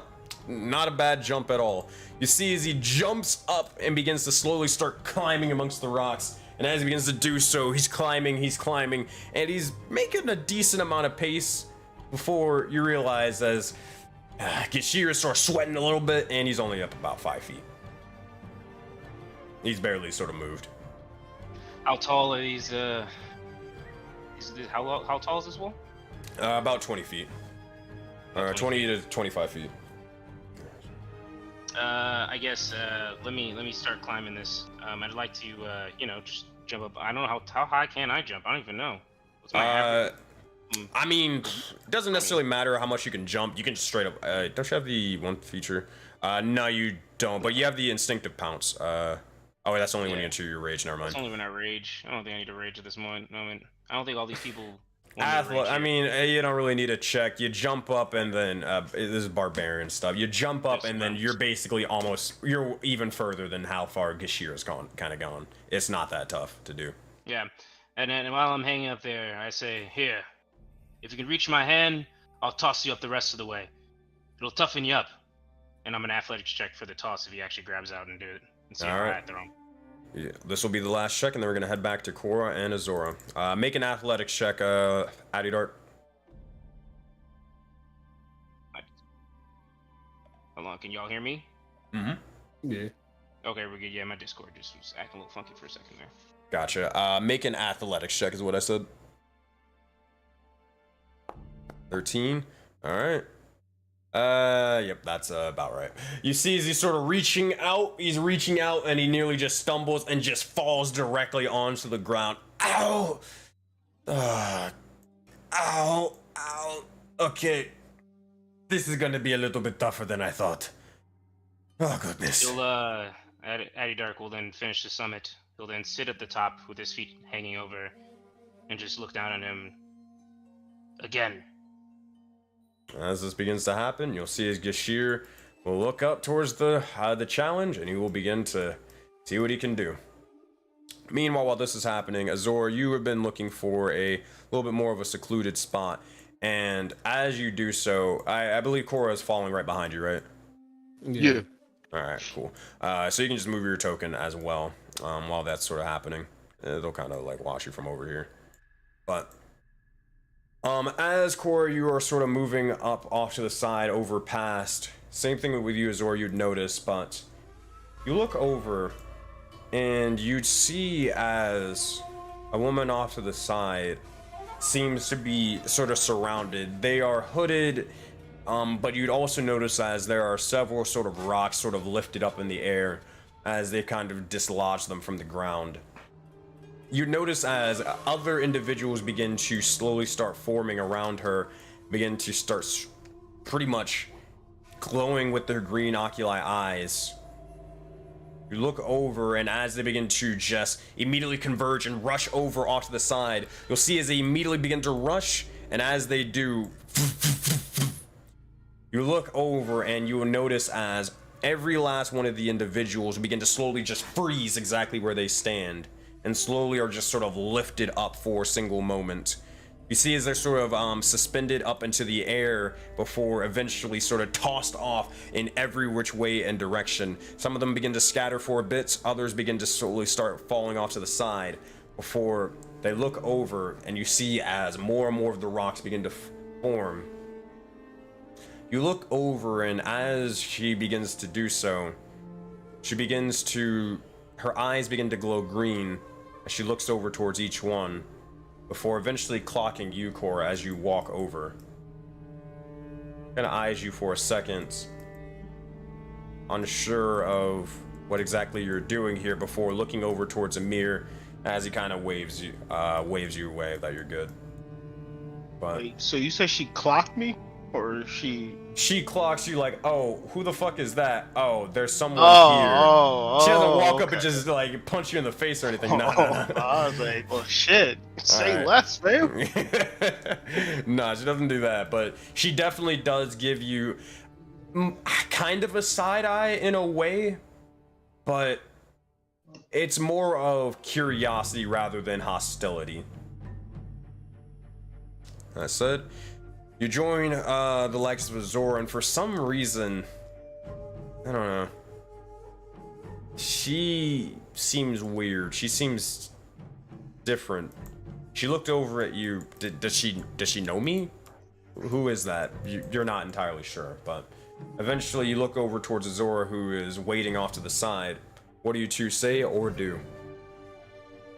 Korra would start off with saying, did you see the power that person over there possesses? She says, yes, it seems that they're able to fight not only in close range, but from a distance as well. And she actually looks around for like a rock, and she says, I haven't seen you use the kabubu enough for a bit of time now. let's play a little game. I'm going to toss you a rock, and all I need you to do is smack it as hard as you can. And perhaps I can practice that maneuver Hannibal was trying to teach me in the meantime. You hit the rock. As it flies out forward, I'll aim for it with my katana. Sounds fun. She will get into position. All right. And she'll say, as she's squat down and look for stones around here as their stones are being broken up and whatnot. And she said, Cora, I'll be honest with you. I can't go to Zaman with this. He'll most likely try to come up with 1,001 plans to prevent it. I need his energy focused elsewhere. Gore, love him, but he's far too bombastic to talk about this with. Adidoc still seems a bit upset about the night creature situation, so I want to allow him to cool off for a bit. But I'll be honest with you, Cora. And she flicks through the stones and she moves one to the side, another picks it up and examines it, puts it back down. And she looks up at you for a moment. She says, I do not plan on being part of this team for much longer. I understand Agni has to do something, and that something has to result in my death. And she gazes out across the horizon, across the Jaded Dragon Valley. Then she picks up a stone and begins to stand. 2 out of 3 of the purple squares we heard of have been slain, and well, at least 3 out of the 3 black stars we know have attacked a purple square. 2 out of 3. And she thinks to herself, she says, 60%, 66% failure rate for the blue squares, the purple squares. Some odds, huh? And then she tosses you a stone. And you see she puts a little stank on it to almost challenge your skills. That's it. Good. So she would say, before you throw the rock, she would say, when you say that you don't plan on being a part of this team for much longer, is that because of what Ags is going to do, or is it something that you feel like you need to do? Yeah, since she's saying, for what they know of, 2 out of the 3, for our information, 2 out of the 3 purple squares have been killed. Hannibal's and Spike. So she's saying 66% chance of death. That's what she's saying. She's most likely not going to be with the team long. Okay. Cora would say, so what do you suggest we do as a plan? I know we spoke before about keeping you guys separated. I still don't know about the black marks, as if he's out of control, or is there moments where he's conscious and then there's times where he's not conscious. I don't know how the black mark works, to be exact. So before she answers that, that's what, yeah, she'll toss the stone with some stank on it. Okay. Cora will swing her hardest. That's just target yourself then. Make an attack roll. I'm targeting myself? Yeah, I'm gonna take the damage away, but I just target yourself for the sake of this. Copy.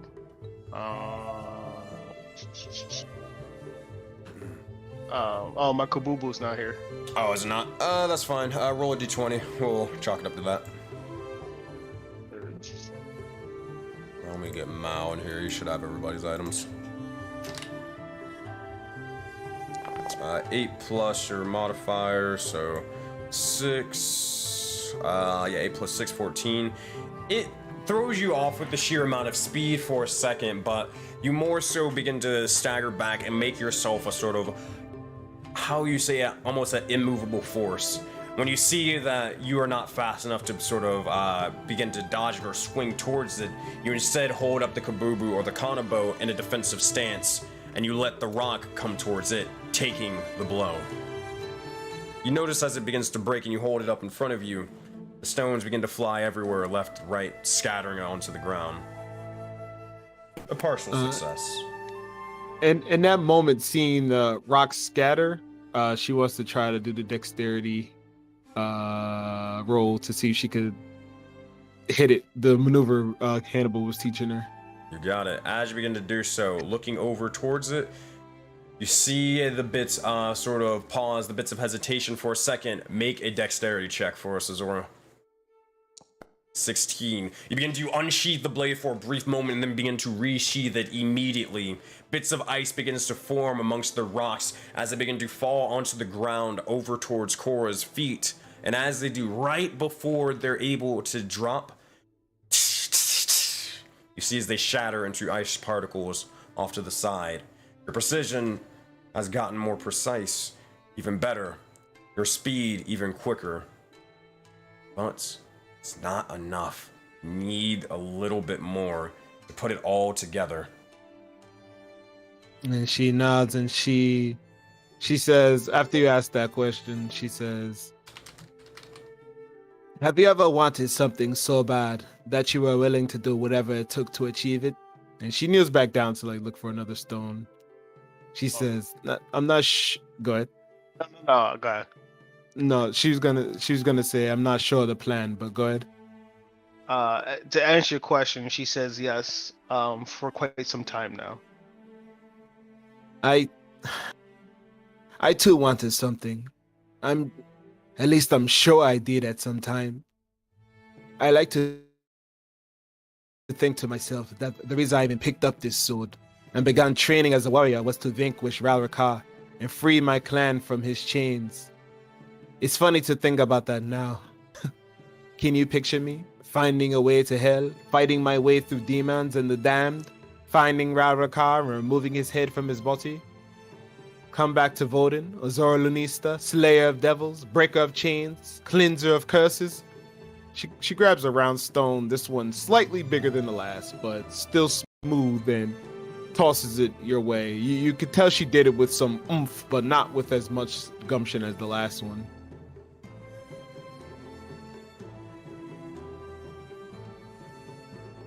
First, let me roll this. Oh, wait. I was muted. Yeah, Korra, roll a d20. 19. You see it this time, and as you do, almost as soon as she even begins to pick up the stone and flick it towards you, you're already ready, and you swing forth, and you're able to crush it easily. You see Azora looks over the horizon as it's going, and then she's gonna try to strike it again with that dex. You got it. Make a dexterity check. 11. I'm gonna use that inspo. All right, fair enough. 19. At this point, you look over towards it, and it seems to be as you unsheath the blade for a brief moment in time, and as Korra is in or almost completely focused for a second, you look over towards her, and you see that bit of resolve for a brief moment in time, and you try to mimic it. You focus on everything around you for a second, but then focus directly on the stones, the explosion, the area, the radius, before unsheathing one single motion. You notice, Korra, as you strike, bits of your kanabo, bits of the rocks that you had just broken through, begin to slowly freeze over for a second before a shattering effect. You look over, and bits of these spikes on the kanabo have been completely frozen for a second. If this weapon wasn't magical, Zora could have possibly been able to break it for a moment in time. You look over, and as the stones have been completely shattered, Zora, you look to see. Was that it? Did you do it? You did it. Again, it can't be useful in battle until you are confident with your skill. You look over, looking towards another rock, or what do you say or do? She says, well, it is good to at least hear you're driven by something. I often wonder, What do you do if your desires are no longer fueled by any fire? When God told me he saw my clan, truth be told, Korra, and she looks up at the horizon again, I felt nothing. I felt absolutely nothing. I don't remember them. I allowed my heart to fill my mind with this vision of the Lunista clan, a clan of Oculi devastated by a curse, hoping to one day free themselves and bask in the light, only to hear that they've gotten out of the bed with the devil, only to fall into the embrace of darkness, the night creatures. Who am I fighting to free, Korra? Perhaps I've been fighting to free them for so long that I never stopped to think, who am I actually freeing? And she kneels back down to find a stone as she like waits for Korra's response. It seems you're fighting yourself. That seems to be the biggest obstacle that's facing you currently. And I think once you figure out that part, then your vision becomes much clearer. And she looks at her katana in her right hand, and then as she picks up a purple stone, she looks at not the purple stone. She looks at the purple mark in her left hand, and she says, "Yeah, you're right. Perhaps it is my nature, this code I live by, this perhaps it is I who has the chain. You know, I give you my word, Korra, before I leave you in the rest of the Voden Knights, I will do everything in my power to get at least your body back. That is my new fire. That is what now fuels my desire. I remember when we sat around the fire, speaking of things we would want to be remembered for. I always wanted to be remembered for something." And she looks across the valley once again, and then she looks at you and she says, "Perhaps being remembered by you and the rest is enough." And she kind of underhand tosses the rock towards you.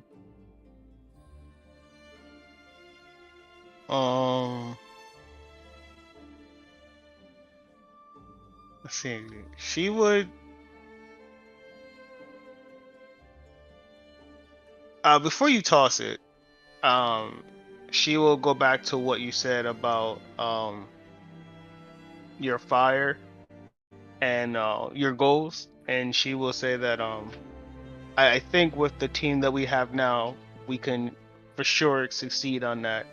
We've been through many battles, many fights, many challenges, and yet we're all still here. Not to say that your challenge will be easy, but I feel with the strength of us and the strength of our characters, we can defeat any strength in numbers.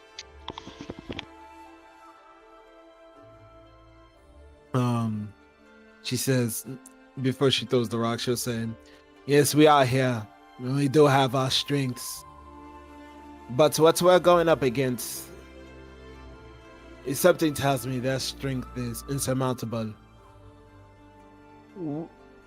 We reached out to the other groups, and so far it seems as only those 7 souls, the ones from the tiger, might be the only ones that assist us.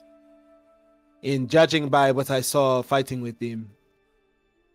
She moves a little closer to you, and she puts a hand on your shoulder, and she says, "Korra, we're going to need a lot more power. A lot more power." And then she backs up and then tosses you the rock. So I'm gonna roll for this rock real quick. U20. 11. A little bit more off-put on exactly what Azora means from more power. You begin to start pondering a little bit. What does she mean? Power from the sages? Power from the mark? Did I hit the rock? Dynasty, but eventually you'd be able to see as you did hit the rock at the end of the day. Okay, so as she hits the rock, she'll say, "You must trust in others, or success is impossible." She'll say, "Yes, trust," and she'll go to the edge to watch where the rock is gonna fall, and she'll puts her hand on the hilt of the blade and strike another time.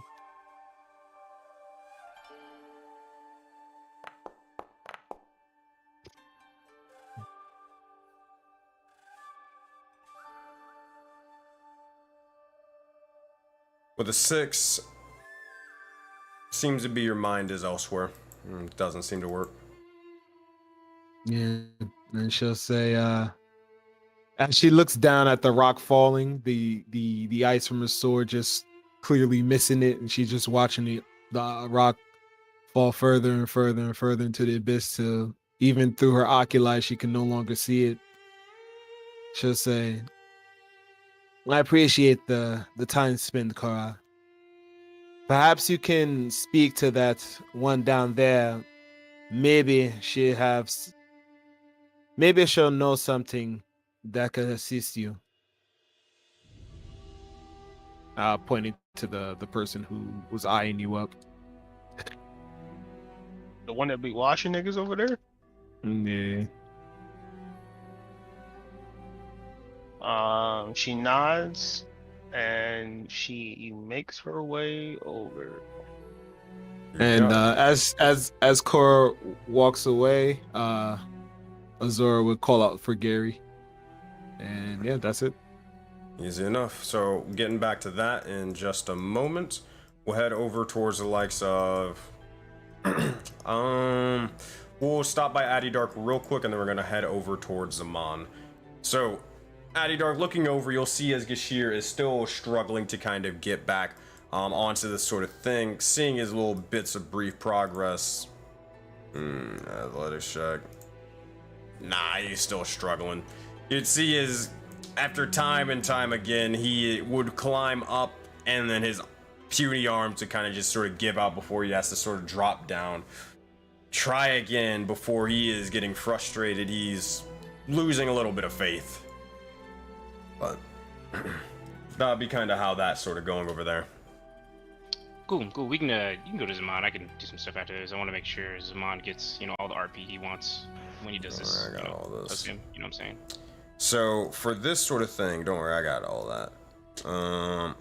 You look over, now this map isn't 100% accurate, it's more desert themed, but regardless, it would be the same exact interior for the most part. You look inside, and Zaman, after a bit of time, you seem to be walking towards a small or a bigger sort of structure of the sorts. One of the biggest structures you've necessarily kind of seen, at least since Voden's demise. Looking inside, you notice as there's bits of blue electricity sort of forcing and shifting and almost beginning to combine into certain locations, into certain areas. Looking over, you would see this.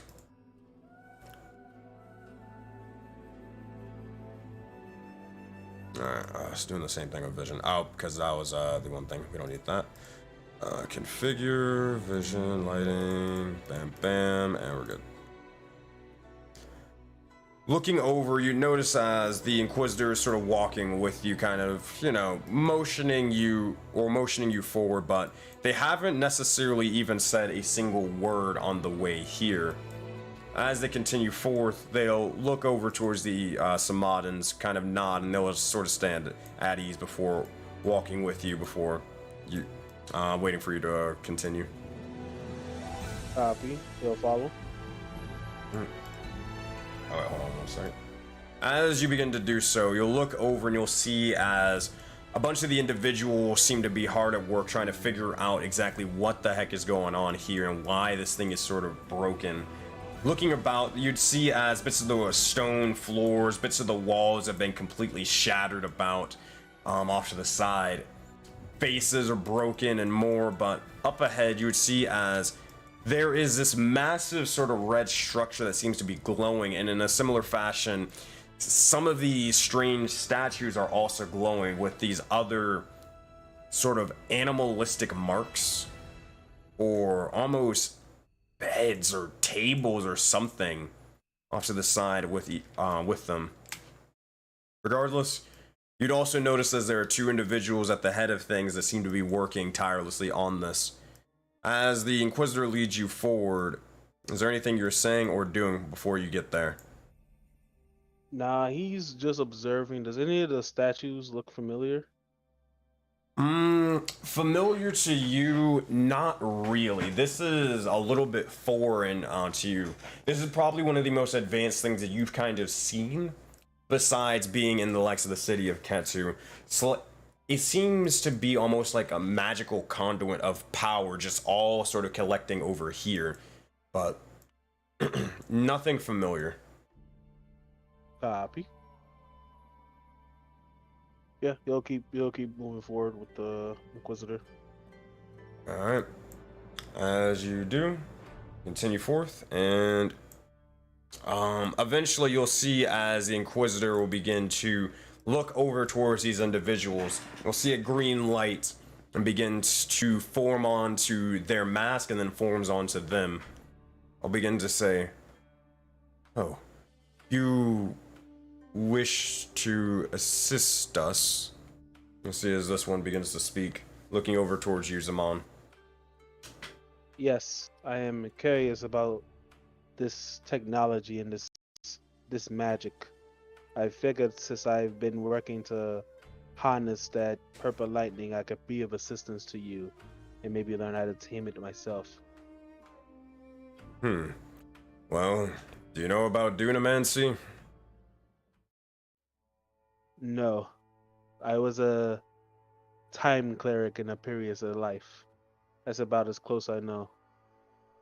Well, there's gonna be a second. So exactly, here, break it down to me. What exactly did you do? I was able to manipulate time, the ebb and flow, make it move forward and backwards as I saw fit, to fit my needs. Careful about it, but could you show and demonstrate just a little bit? Just be very, very careful with it, especially around here.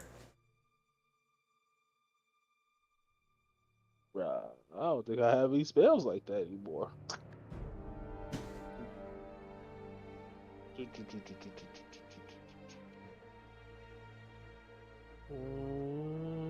You will see as the Inquisitor, though, they will begin to step off to the side and just kind of watch this all play out. Copy. Dun, dun, dun, dun, dun. He would.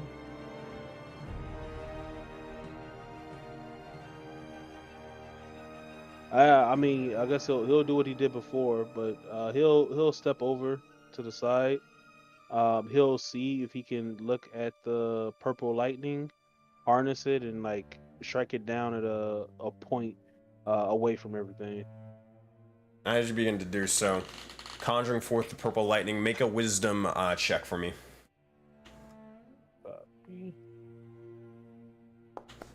18, pretty good. As you begin to do so, you see as bits of the purple lightning begins to slowly start forming over and around your hand for a moment. They start onto the ground around, almost starting from the outside, going through the walls, and then going towards the stone before approaching you. As this begins to happen, though, you do notice as the purple lightning and electricity begins to form over to the machine before you stop it or stop trying to conjure or channel anything before it affects and messes up any of the sort of strange devices you see ahead. As this happens, you'll see as the individual look over and say, That's just peculiar. You said you were a time mage or time... Well, time cleric, right? Previously, I have lost those abilities. Huh. And you You seem to be a warforged. Are you, did a Samadin make you? Samadins make Warforged? I don't, not that I know of, but I wouldn't be surprised if they did so in the Asia Taiga with our sister clan. They always were the ones to delve into machinery and such. I was forged by other means that I cannot speak of, but I was of the Unme clan previously.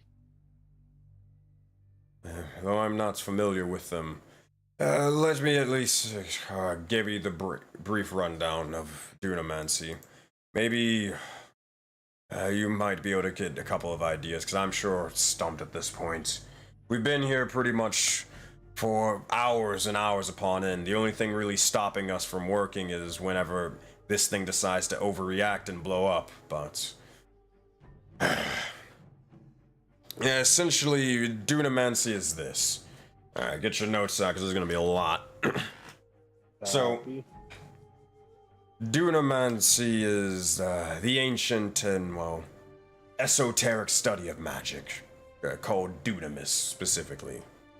It's, long story short, based off of potentiality and probability. Dunamis was discovered in Voden independently a while ago. I believe it was discovered by one of the council members before. Regardless, it explored to... when they say council members, they refer to the Kalani Council. You would know that. They were... these individuals eventually spread their knowledge to the likes of the Ishtarans and the Vulcan when times of peace were a thing. But Dunamancy looking to control time, gravity, fate, removing chance from mortal actions. Similar to the likes of the divine, but a magic that a mortal could simply wield themselves. But Dunamis is... it's primal. It's magical energy of kind of actuality. How you say it would help shape the likes of this verse, this world, and might even hold together all the elements about it. It is one of the most powerful magic, but it is also one of the most dangerous magics. Even schools of it we don't know of, but there were some things or people who would tap into Dunamancy, studying it, to subtly bend the space and time and more. You see, as he kind of like mentions all of this, he kind of rambles for a bit, explaining that kind of the ins and outs, giving you almost a whole lecture about it. He's definitely the type of individual who would be kind of like similar to Mao, where once they get talking about a subject they're passionate about, they keep going and going and going. But eventually, for the sake of brevity, individuals who would be probably studying under this would be, for example, an Echo Knight or a wielder of martial prowess, but also trying to fight using the arts of Dunamis to summon fading shades of unrealized timelines and making them converge in battle. Chronergy mage would be someone focused on specifically the manipulation of time. Graviturgy being someone who's learned to affect the bodies of matter, drawing them together or driving them apart.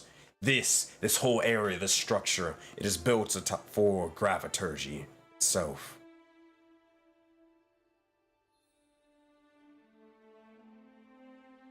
There was another type of magic, but it had something to do with, I don't know, something teleportation, but I don't know much more of it. All of Dunamancy is very strange, even by the means of the arcane, which is more logical.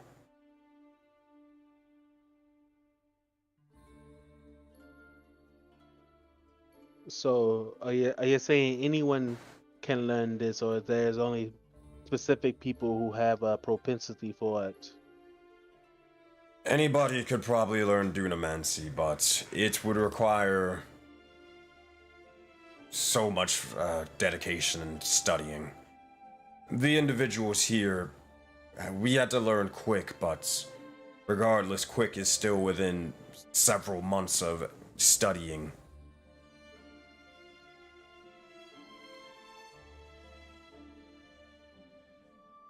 And what seems to be your issues with the generator? It seems to be that this thing it's overflowing with magic. It's overflowing with converging possibilities and timelines and more from the Dunamancy itself. And in doing so, it's starting to rip and tear everything around. It's causing it to be unstable. It needs a source to store this magic inside. Typically this thing would be the case, but with the Yasudans destroying everything and destroying the lands and more, I guess they were smart in at least destroying this. Or freaking having to deal with exploding islands every 4 seconds now. So if we're able to siphon this power and redirect it, do you think we're able to fix this generator? As this sort of happens, Zaman, for a brief second, your form begins to start shifting. It begins to start shaking for a second. The rocks, the minerals amongst yourself begins to start moving for a moment as you begin to feel that sort of presence from before, almost just sort of pushing you or pushing upon your neck, almost squeezing it for a second. You tense up, but eventually it begins to fade. Is everything all right? You'll see Zaman, he'll like crick his neck and say, I am fine. But back to the question. If we're able to siphon off this excess energy into another source, do you think the generator will be fixed? It should be, but we'd have to sort of make something else, and that's going to take too long. We need to get this done now. I mean, if you got any ideas, by all means. It's probably stupid, but Zaman's going to tell them to stand back. He's going to enter his mineral form and try to siphon the energy straight into his body to dissipate it.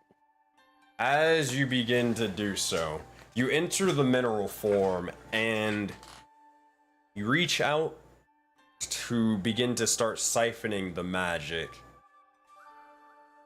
And then your body stops. You look over and you just hear a voice enter your head as it says, but I'm not really feeling up to it. Zaman, make a charisma saving throw. Yeah. 8, that's a fail. Oh boy. Yeah, that's about right. You look over and you freeze for a second, and as you're sort of beginning to start siphoning the magic, you look over and you're trying to move for a second. You're trying to move your arm, you're trying to walk forward or walk back or do anything, even trying to put a little bit of feeling towards your fingers, but nothing is sort of coming up. You begin to hear the voice begins to speak once more. They want a conduit. Why would we need to use ourselves? This body, my body, is perfectly fine the way it is. No need to taint it with this. Why not have them use themselves? They're capably perfect, or capable. Their bodies are fine. Why not them? Why us? Zaman will say, you have seen the apps. You've seen what they're capable of doing. We need every resource we can to fight them. You are strong, but why not become stronger? If you can truly handle this energy, then why are you scared? You look over. Make an intimidation check.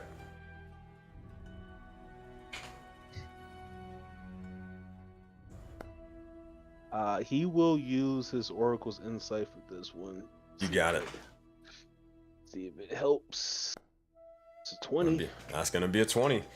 You look over and you see as the individual, as more and more of the energy is beginning to form, you see as they speak and say, I am not scared. I would never need to be. I'm simply saying, we have a couple of tools to our lefts and to our rights. Why not utilize them? Why not do a little bit of experimentation? That's what you're into.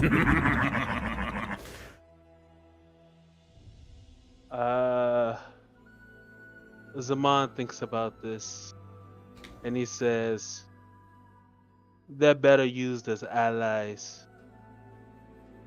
And maybe after we help them, we can understand more about their acolyte powers. Even potentially harness them for our own needs. But for now, we focus on harnessing this power at hand. At that point, charisma saving throw.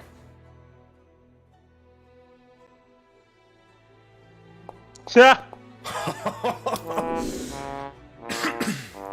was about right. -1 for a nat 1. You feel as if you try to reason with this individual before the minerals themselves begin to slowly start washing over you. They begin to start going over your arms, your neck, and more. As they start almost consuming the likes of your body, you just hear as the individual begins to say, I thought about it, but I think I'm good. And as this happens, you see as you slowly begin to start walking back, you've lost almost full control of your body for a brief second in time. You see as the Inquisitor begins to look over towards you. And they just stare for a brief second. You see as the other Samadans also begin to stare before... Samad, make a perception check. 20? There was a 20 before.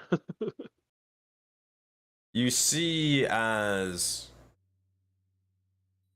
Oh boy, hold on. Let me make sure I got this right.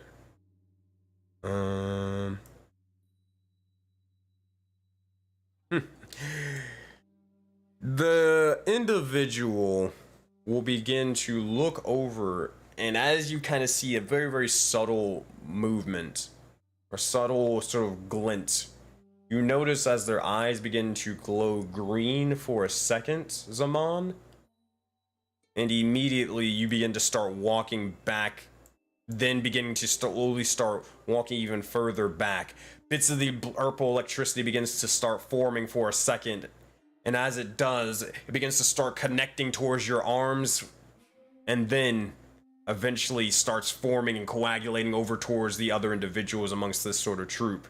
You see as it begins to shock them for a second as they're begin to go, ow, hey, control that, before the lightning begins to cease and stop. As this begins to happen, you look over. Zaman, this is going to be a fun thing. You feel as if your mind is being altered. You almost feel as if you're slowly starting to take a back seat to whatever is happening.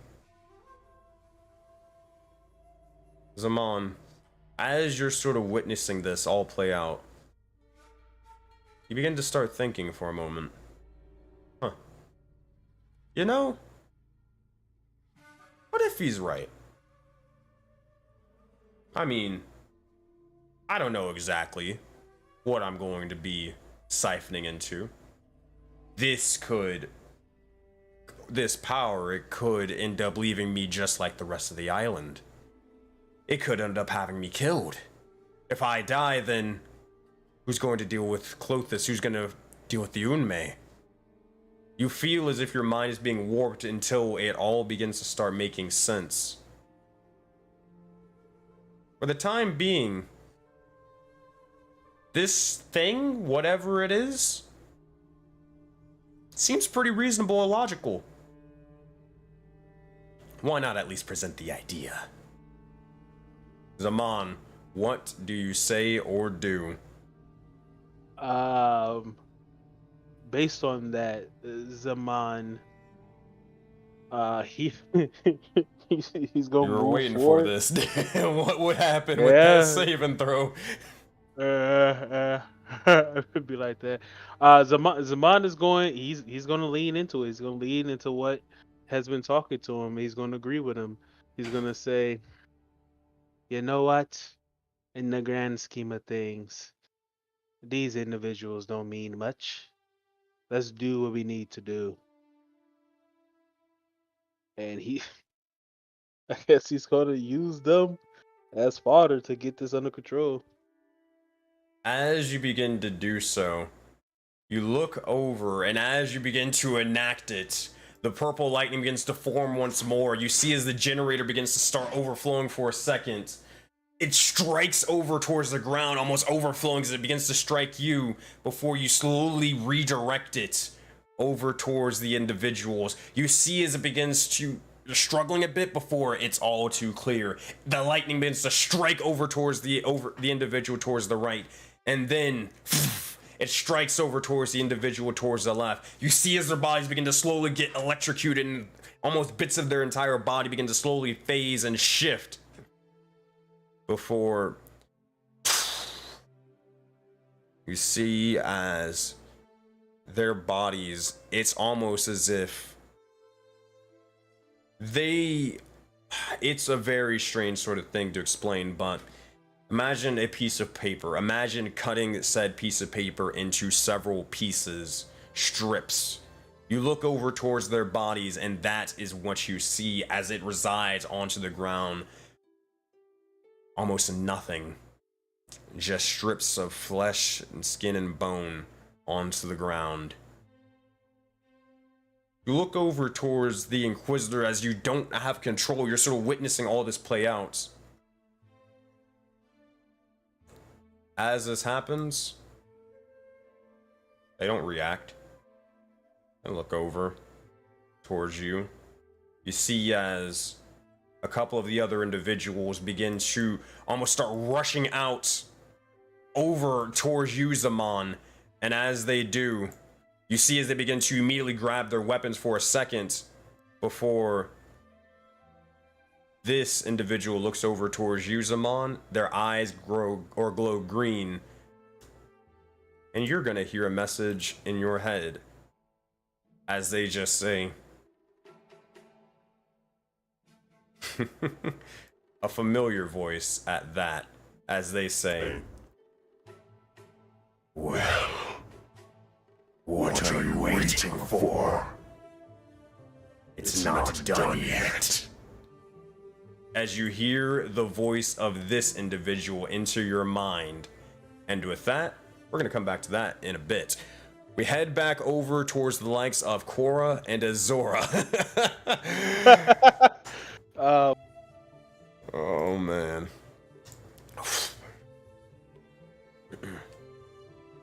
As this is sort of happening, Korra, you begin to walk over towards this individual, and as you do, actually, do we want to? Yeah, we'll do this one, and then we'll head towards Azora for the last thing. Korra, as you begin to walk over, you'll see as these individuals they seem to be training in the midst of battle, and as you see as they're sort of being tossed over left and right, what do you say or do to get their attention, if you do want to even do that? As she sees them getting tossed, she's just walking slowly, just watching the bodies fly around her.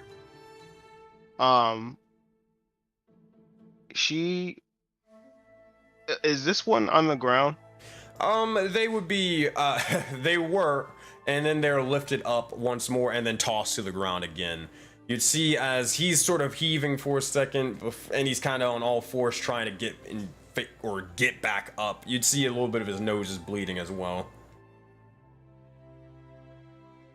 All right. If he's kneeling, she would just like help him up and like kind of like gesture him to go like somewhere over here that's out the way. As you do, he fights it for a second, realizes, okay, hold on, maybe it's for the best. They will begin to back up for a little bit and take 5 for a second. As you motion them away, you'll see as the individual begins to look over towards you, seeing what's going on, before sort of tilting their head and speaking. Who exactly are you? Is there something that you need? My name is Cora, and I feel like I've been here before, but I know I haven't. But this kind of like jogs my memories. Who might you be?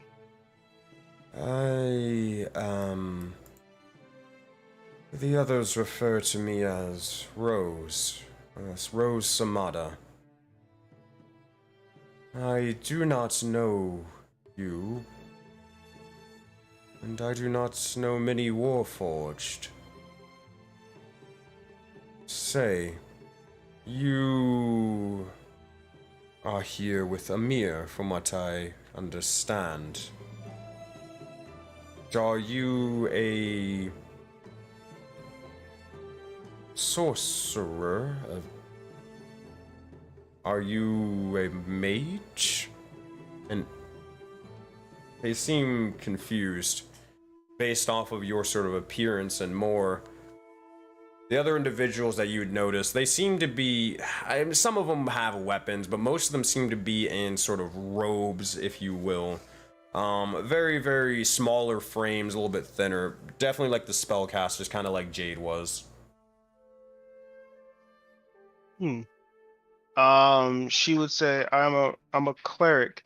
And as she's looking around at these robes, she would just like say, not really too loud, but obviously Rose can hear her, about how those robes kind of like are starting to jog some of her memory, because she remembered that she once walked the streets in, similar robes. You said once before. Yes, I lost my memory, but I get these random flashbacks, and ever since I stepped here, certain things just triggers my memory. It seems to be that you are afflicted, then. Very well. You said memories. They seem to jog in this area. For curiosity's sake, are you a psionic, then? Out of character, how would she answer that? Was a Kalashtar. So, you know what that means.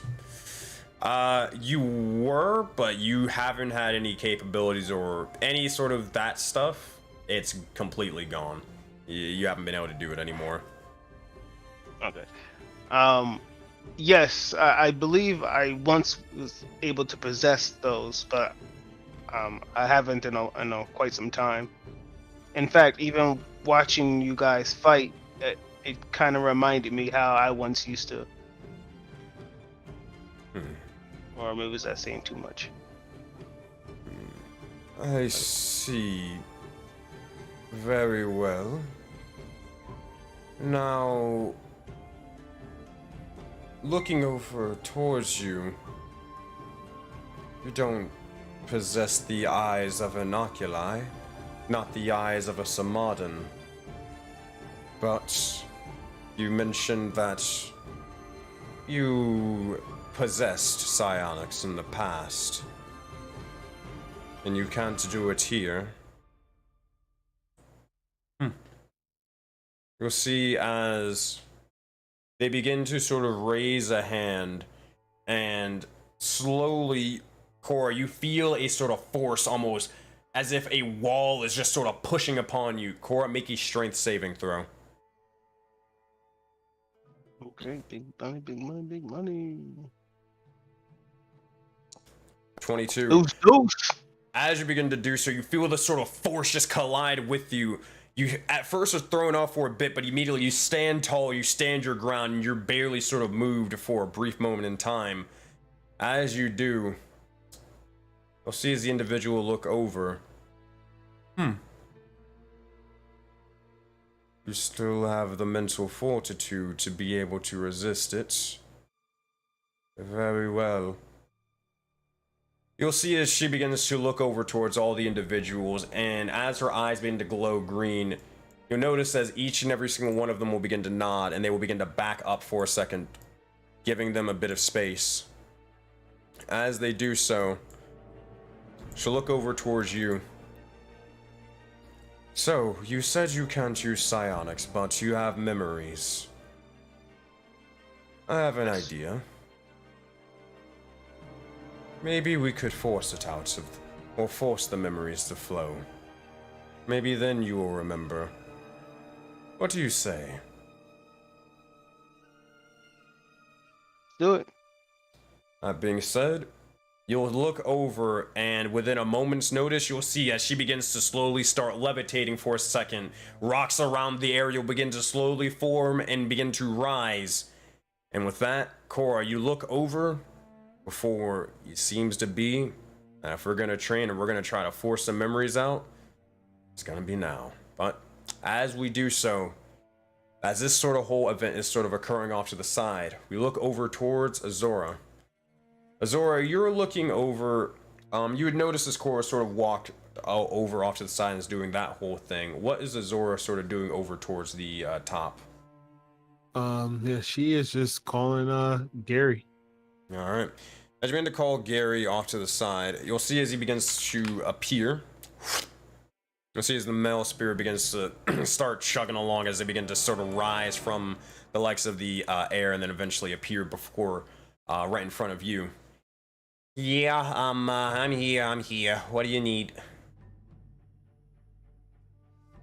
How you doing, Gary? Kind of terrible. I just got done talking to War Chief Agni. I'm not gonna lie, a little bit of a stick in the mud, but all about respect and everything. But fine, if I gotta do what I gotta do, then hey, whatever. She'll say, yes, sometimes it is not up to us to perform our job, but a duty to get it done.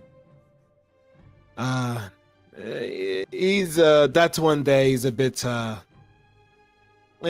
of a tough person to get along with, but I assure you, they mean no harm. And she'll rip off like the paper from her notebook, her journal, and she'll fold it up and hand it to him, and she'll say, get this back to Ral Ricard. Wait. Hold on, wait, what? She's good. Nah, that's you. And she'll say, yeah, you know, here, Ral Ricard contacts me. It is about time I contacted him back. Wait, hold on. So you're telling me that you want me, little old Gary the male spirit, to fly over to one of the Eclipse and hand him a message from one of the Soulbound? Am I getting this right? And she nods, and she says, like I said, sometimes it comes down to duty. look over at you for a second. Oh my goodness, you're serious, aren't you? Yeah, I'm definitely getting fired for this. All right. Okay. Here, if I'm doing this for you, like I can't just be doing this for free. Can I at least get a little bit of something extra? Like, I don't know, a couple of materials, resources, or something. Like, I don't know, any sort of thing. I'm risking my life out here. I'm sticking my neck out for you, Azora.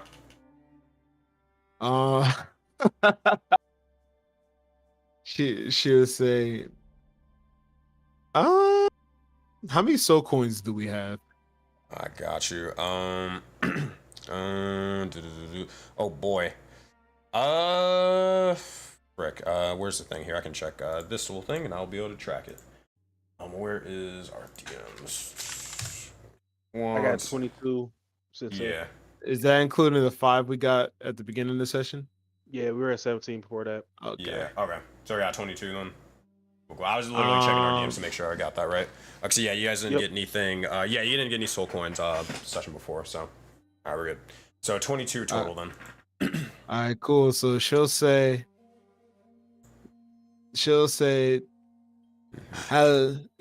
your troubles, you can have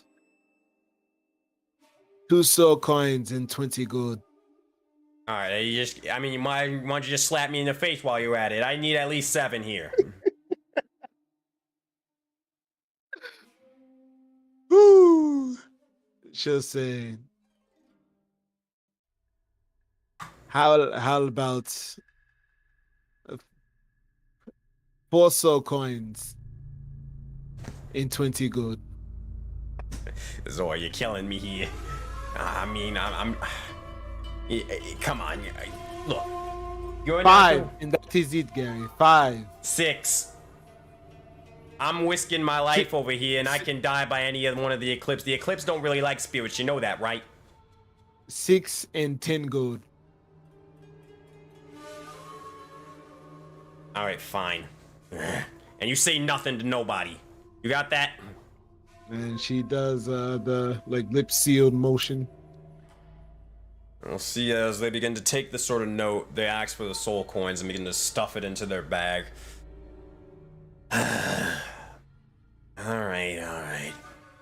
Oh, fuck are they? This is gonna take a little while, so, I'm gonna be tracking them, but I also gotta make a couple of stops over to, the 7 souls, so, I'll make sure that once I get done with this, I'll make sure to head on over to this sort of thing. She'll nod. Looking over, this seems pretty obvious, but I'm just making sure. This is a kind of between, Gary and Azora sort of thing, right? Yes. This, when she looks over across the horizon again, I'm guessing she could see the big tree, the world tree. Mm-hmm. Yeah, she'll say, yes, this will stay between us. And with that, we'll see as he sighs, but he'll begin to say, alright, well, it is duty. And begin to slowly sort of tip their hat. They'll begin to slowly start venturing forth further and further into the rest of the likes of Voden. Azora, as you begin to see them slowly descend, is there anything else that you begin to say or do? Or is that all? Just real quick, she'll toss another rock into the air. Might as well before we end the session. Alright, you toss the rock. Roll, make a dexterity check. Yep, she is very sad. You begin to look over for a moment, and as you do so, you toss the rock up into the sky. You unsheathe the blade for a brief second before a flash for a second. You begin to start having memories, astral memories, beginning to slowly start burning into your brain. You look over and you see the individual. You see as they sit in a cross-legged form. And as they watch all of this play out, Azora, you just see a small smile begins to build up on Raul Ricar's face. And with that, as we zoom out, with Azora about to converse with the devils of the past, Korra getting ready to trade and try to unlock repressed memories of their psionic past, Zaman surrounded by many Samadans, and about to let the minerals flow for chaos and possible destruction in the grand scheme of it all. Voden Knights have a lot to sort of look towards, but we'll have to pick all this up next week on Valley of Dreams. With that, my friends, as we're going to end the session for today, thank you guys again for everybody who's able to play for this session. Thank you as always. You guys are great. I'm going to go break down stream, so you guys can sit tight, and I'll be right back. All right. Yo, Goob, so what was all that about? Oh, man. All right. We're going to go over here. So thank you guys again for everybody who's able to tune into the stream over on YouTube and Twitch. You guys are friggin' fantastic as usual. Special shout out to all the people who were able to raid, and special shout out to all the people who decided to drop a follow on the stream. You guys are great as usual. We're going to be picking back up. I don't think we're going to stream Tuesday. Probably no stream Tuesday. I don't think there's going to be a stream Wednesday. If there is, I mean, cool. It'll be just a talkie stream. But if not, if I don't see you guys Tuesday or Wednesday, we're going to be picking up for sure on Thursdays for Atlas of Etheria at 11 a.m. So hopefully I'll see you guys there. You guys have a good one and a fantastic rest of your night or day, wherever the heck you guys are. Have a good one.